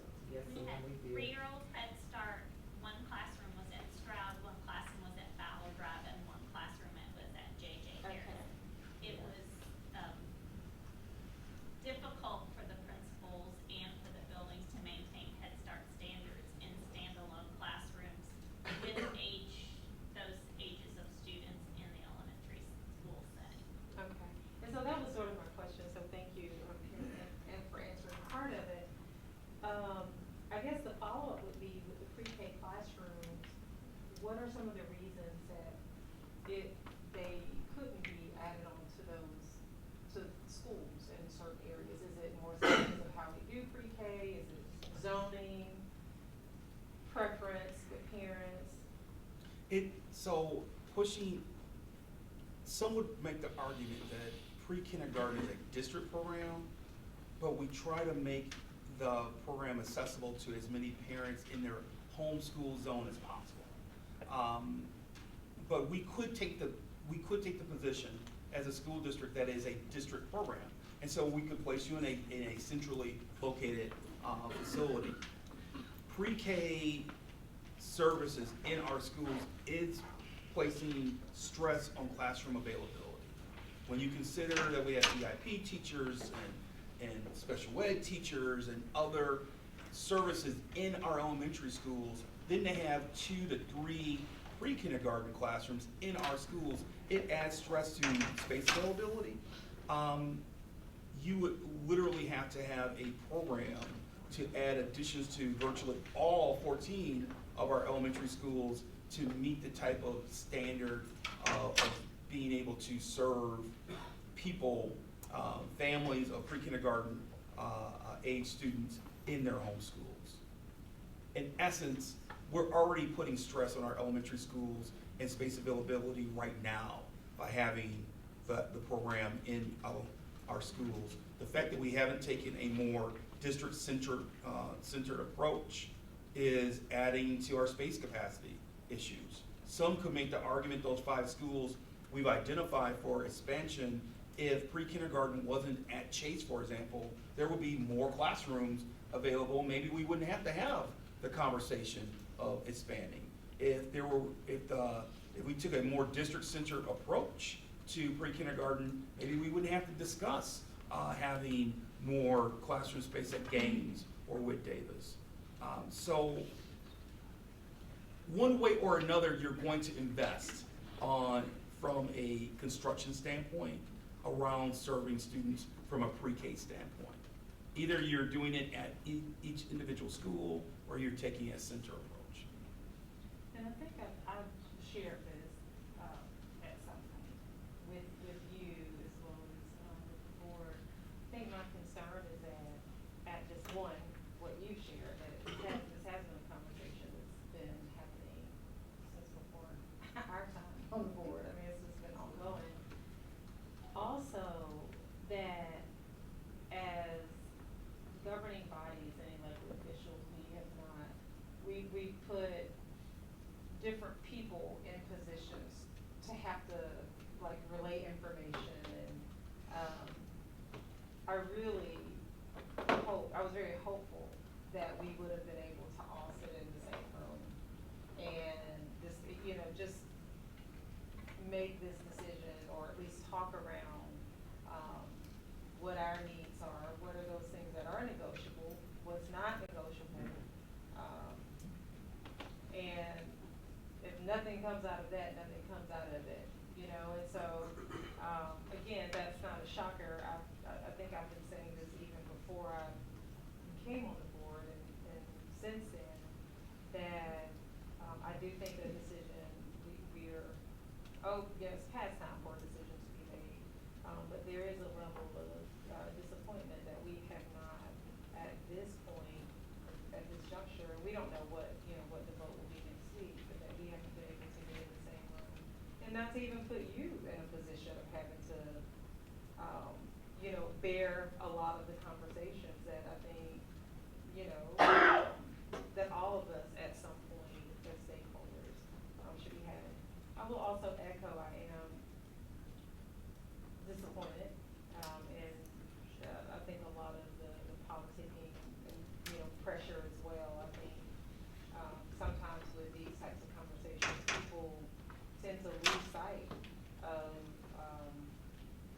what, you know, what our focus is.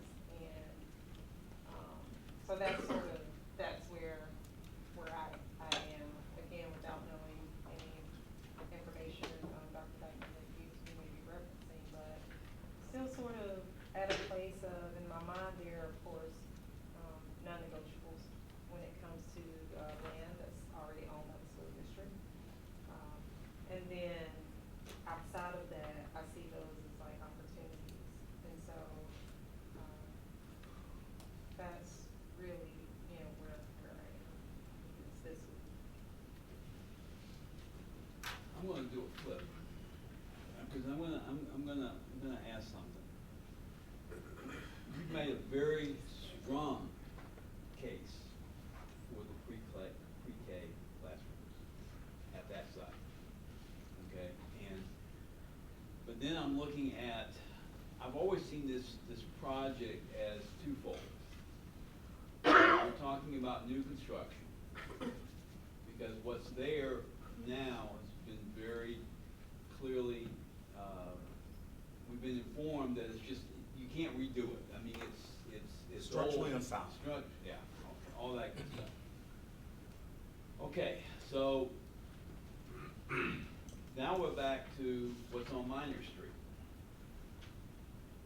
the older part, okay? And on August 8th, you listed 4 purposes of the Minor Street, okay? And then, you know, one was the West Side School-Based Clinic, which, you know, I guess we're still in negotiations over, but it was something that I'm not sure what the status of that is, based on just what I read in the paper now. You know, that could have been misquoted or something. Then there was space for Student Success Center to find jobs and financial aid. And then the other 2 purposes were community. So why not partner with the community on that space?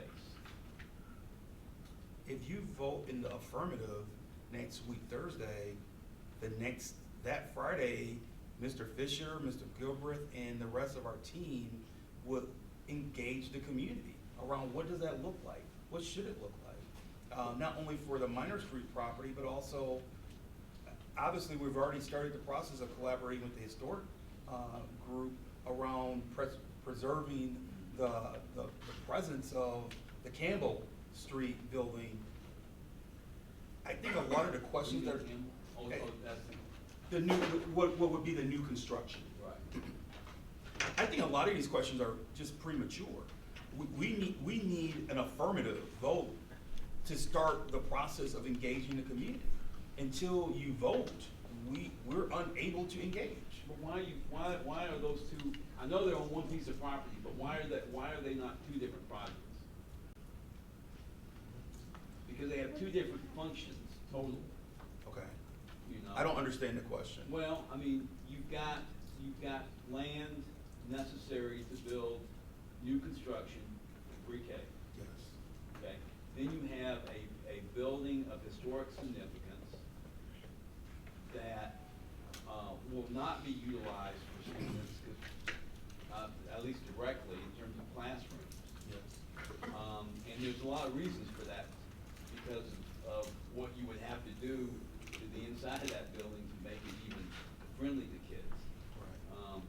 So those are to me are 2 different projects, and yet you put them together in your proposal.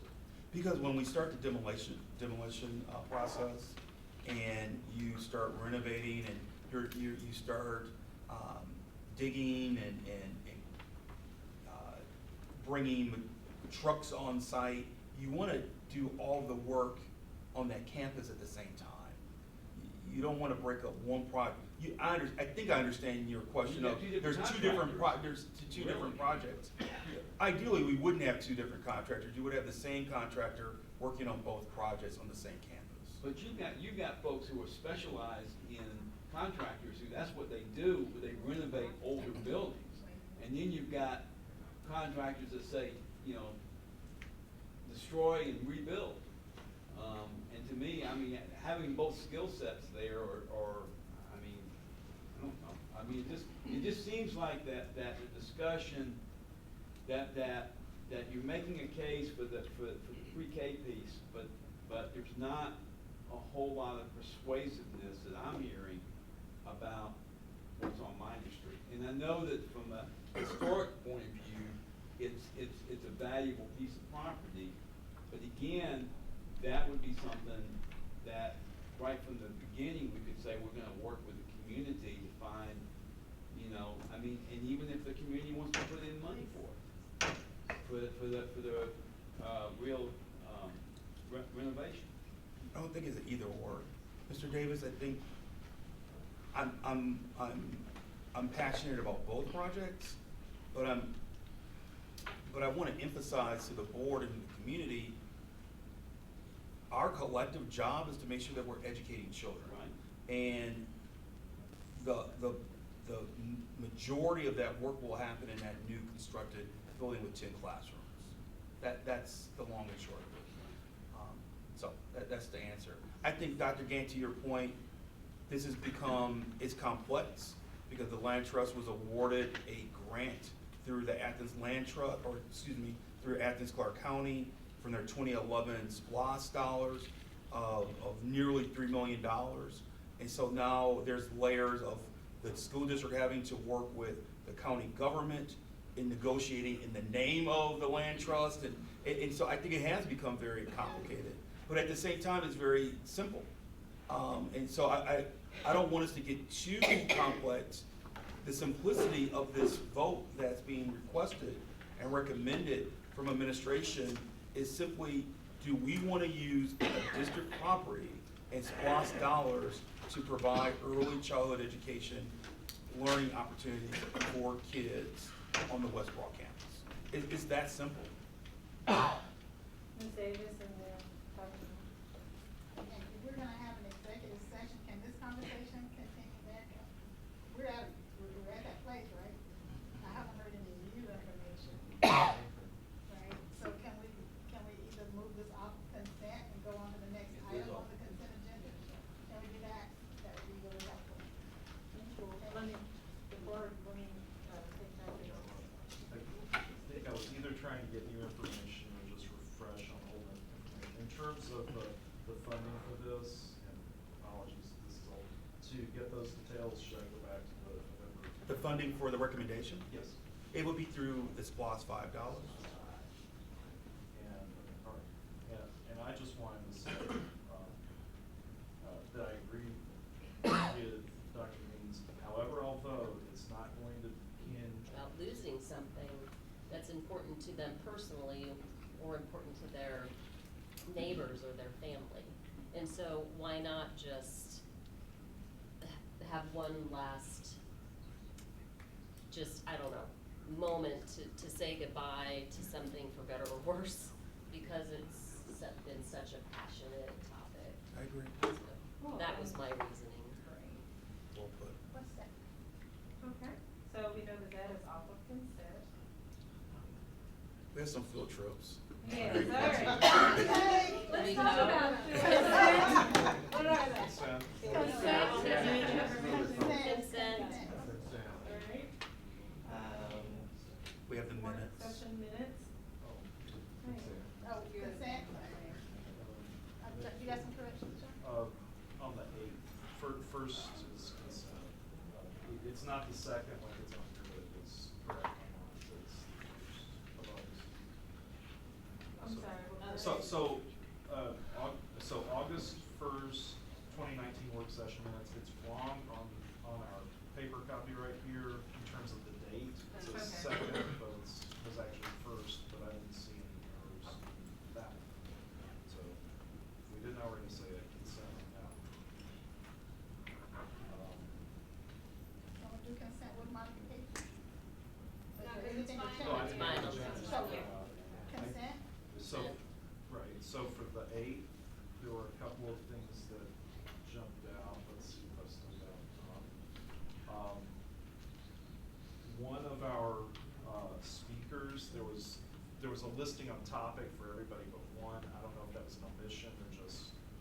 I didn't have Okay, that.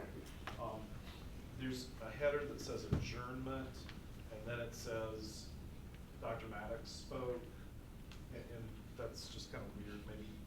Maybe those should be flipped or something, just. No, that's all it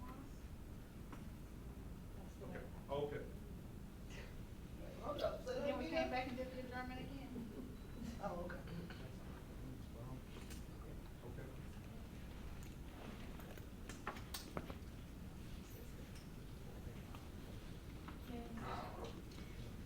Other areas? Consent, well, I read that, I'm sorry, anybody have questions about that? I read it too. We good with foothills? Yeah, no, they, I think I forwarded. We have a healthy relationship with Foothills. They provide a service to young people who have dropped out of our K-12 system. Sherry Gibney Sherman does an excellent job in providing that service. Many of our educators work at night at Foothills, and this is just affirming that agreement. All right. Next. I think last month, we had a presentation of the Professor in Residence, Professional Development School District partnership, and we've referenced that not only do we have a partnership with PIRs, or Professors in Residence, from the College of Education, but we also have a partnership, this is the second year now, with the School of Social Work from UGA. Dr. Myers is an award-winning graduate of said school from UGA, and so we're really proud of that partnership as well, and that's what this agenda item is. Everybody? All right, and, wait, We're 8.7. We have a number of different schools who, due to the timing of invoices, were unable to finalize the use of their LSGT funds from last school year. We're requesting that the board allow these schools to utilize their LSGT funds from last year in this fiscal year. It's more of an accounting issue than anything else. I was wondering, because I know when I read through some of these, there was seemed to be like a theme of miscommunication and misunderstanding, so I was wondering. Timing. Okay. And this may be one, just to let you know, I'm not sure, I'll sort of check with you and maybe Mr. Pruitt that I may have to abstain on, I just need to be sure it's not a, conflict of interest. I think it's one of the schools. Byron and I have had a conversation. We're hoping to maybe create a different fund in the future, so we don't have to continue to do this to our LSGTs. And so Byron's working on creating a fund that we can keep our LSGT funds in, and so if we need to cross over a different fiscal year, we would be able to do so without having to bring it to the Board of Education. So he's working on that right now, and Look at like Fund 100? Currently, they sit in Fund 100, so they have to abide by all the general fund rules. So at the end of the year, if it's not expended,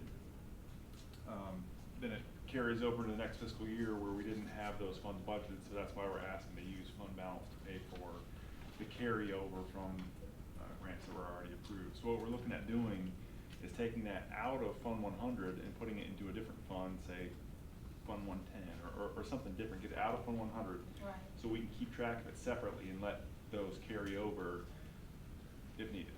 I like that, one, keeping it in that family of unused funds, I like it. It's become a challenge, an unfair challenge to principals and LSGTs to try to time this. And so Byron, Claire, and I, we've been working on it. We hope to get that established soon. So we're hopeful that there will always be challenges with invoices, but those invoices are honored and we're able to pay for it. But we shouldn't have to. We don't want to have LSGTs wait on your approval to make those projects come to completion. Mr. Davis. Well, I get my second wind here because I'm gonna ask some of the same questions I've asked twice before through email. And because what I'm afraid of, I feel like I'm standing in the tracks and there's a train coming down the road, and I need to make a decision here. When we had a budget vote, I voted, there was a lot of controversy about the LSGT innovation grants and funds. Okay? And that's what we're talking about here, is kind of shoring up what was allocated last year, and there's a budgeting issue. But what I've been asking for is, where are we in the process this year? In other words, what is the time frame? I know that some schools spent time this summer working with teachers on restorative practices, but not all schools. And I'm very hopeful that those schools will be able to demonstrate that was money well spent. And I'm assuming that they're hoping to get reimbursed because they robbed Peter to pay Paul, or some kind of way where they financed it. But what I'm afraid of is that if we don't have a very early timeline for the application of these innovation grants and to get them implemented and delivered to the schools so that they can begin to implement programs that they feel will address the social and emotional needs of their students, many of which you've already highlighted in terms of PBIS and as well as restorative practices.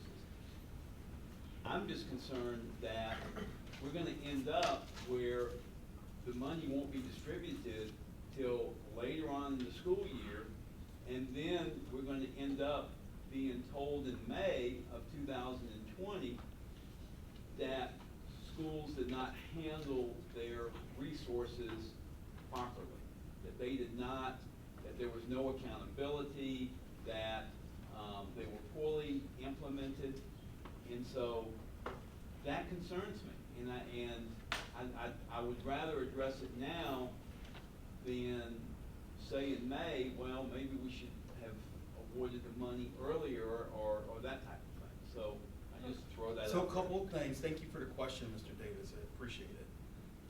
Your questions are in nature are operational, but I'll answer them anyway. Ms. Suggs worked with our building principals in July to review the new grant process, the Better Everyday grant process. That information then went to all the local school governance teams in August. There are a total of 4 different application due dates. Those dates are September 13th, so next week Friday, October 18th, November 15th, and February 14th. And so that allows schools to work through their invoice issues to avoid what we're dealing with this year and what we dealt with last year. The last thing I would say around finances is that I hope that we've demonstrated over the last 2 years, if we have to come to the board to receive permission to carry over funds, we want to do so because we want the local school governance teams to have the ability to complete their projects as outlined. So we're never going to withhold those funds from LSGTs. You then asked a deeper operational question in terms of, are they using their money for restorative practices? Are they using it for PBIS? Or are they using it for what many people know as restorative justice? I think you're referencing restorative justice, right? And so restorative justice is happening at a few of our schools, Cedar Shoals, Clark Central, Clark Middle, and Whit Davis in particular. And those local school governance teams have chosen to use their grant dollars to expand and to support restorative justice practices in their schools. All of our schools district-wide use restorative practices. So a restorative practice is if Damon is suspended from school, what you don't do is just say, okay, Damon, go back to class. You want to have a restorative practice where you say, well, let's talk about what happened. Why were you suspended? How do you feel? Restorative practice is also, if Damon's a 4th grade student, how do we talk to the class to make sure the class doesn't whisper about Damon re-entering the classroom? Those are all restorative practices. Restorative justice is very specific and very different in terms of having restorative justice circles. I just had a chance to go out to our high schools yesterday, and one of our high schools is using restorative justice circles extremely well, and it's impacting in a positive way discipline numbers and discipline figures. And many schools use restorative justice practices to address disproportionality issues of discipline and how it's being implemented. But those are what I would share with you, Mr. Davis, is that each school is responsible for developing a 90-day plan.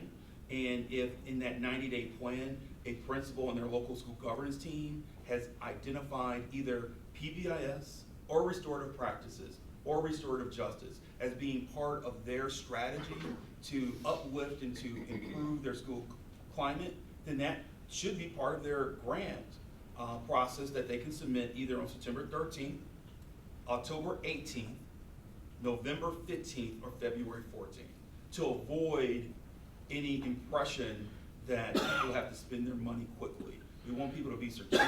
We also want them to use their money in a time frame that will positively impact children. I hope that answers your questions. Well, go ahead. I was gonna say, well, Dr. Beer, you have a question? Then we'll. I was just looking at our board governance handbook. I thought I saw in our agendas, upcoming agendas, an overview on the LSU. When is that? I think it's an overview of the charter system, Oh, okay. and that's in October. And so then maybe that can include some discussion about. If we need to go deeper, we grants, can. Just so we understand how they work. But again, I would just, as you went through the training, the local school governance team is just one element of our charter system. Right. We still haven't gone deep enough around, so what are the waivers that we're using at the district level, and why are we using them? What did we say we were going to become in our initial charter application? That hasn't really come to fruition yet either. And then obviously, as I mentioned earlier this evening, the metrics under Appendix A, we barely talk about. So there's many layers of the charter system. We like the charter system. I don't think we've done our due diligence as a system in implementing it.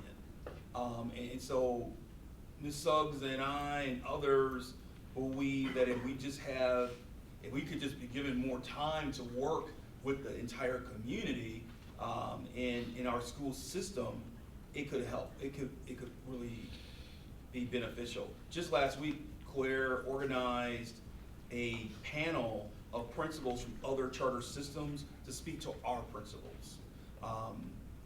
And that happened because if you remember during our board training, Russ Cook and Sherry Gibney Sherman said the real crux to the work is the principal and the vision of the principal and utilizing that flexibility and that vision in a charter system. It's not the district, it's the principal. And so we're working on developing that skill and that competency in our principals right now. And we have an entire scope and sequence throughout the year. I'm kind of giving away some of your content for next month, but we have an entire scope and sequence prepared to think about what can we do to better prepare our principals moving forward. Just one tiny comment. If you download that board governance document, you can search for anything. So like I search for LSGT, and I can read, so any topic that I am interested in learning more about, I'm just putting in that word and going to that board governance to educate myself a little bit more, so. Mr. Davis? Yeah, I'm just, with all due respect, the problems that we had with the last budget dealt with those innovation grants, as I saw it. And you were critical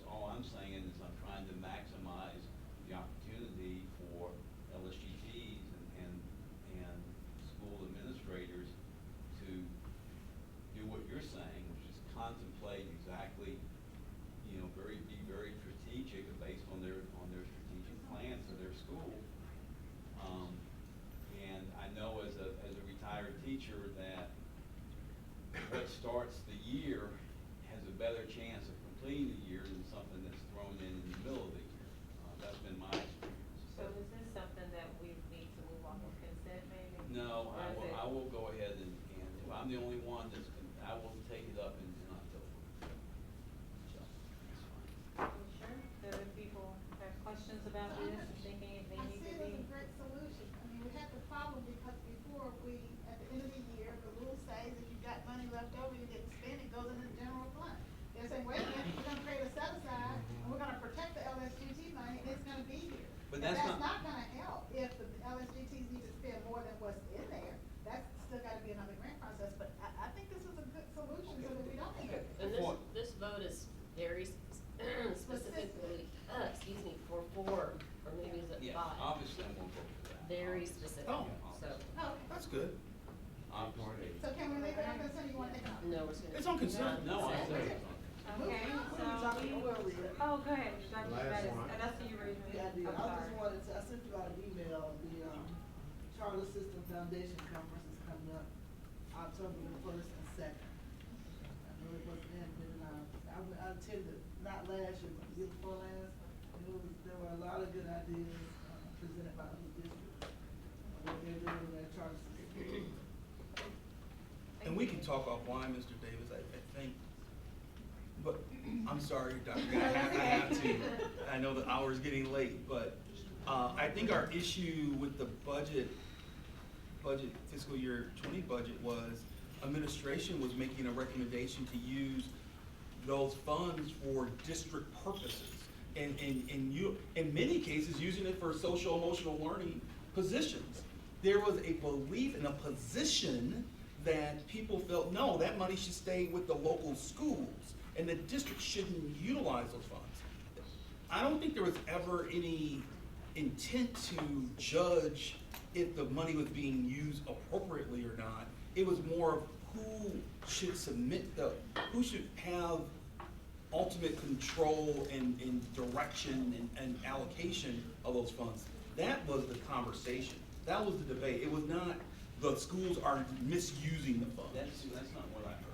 But And see, I heard that Clara was just, she had so much on her plate that it just, that. And she continues to have that. Right. And so I think that, And now we've hired someone. Ms. Suggs, I think we had a total of 78 grants submitted last year. So that does not go away.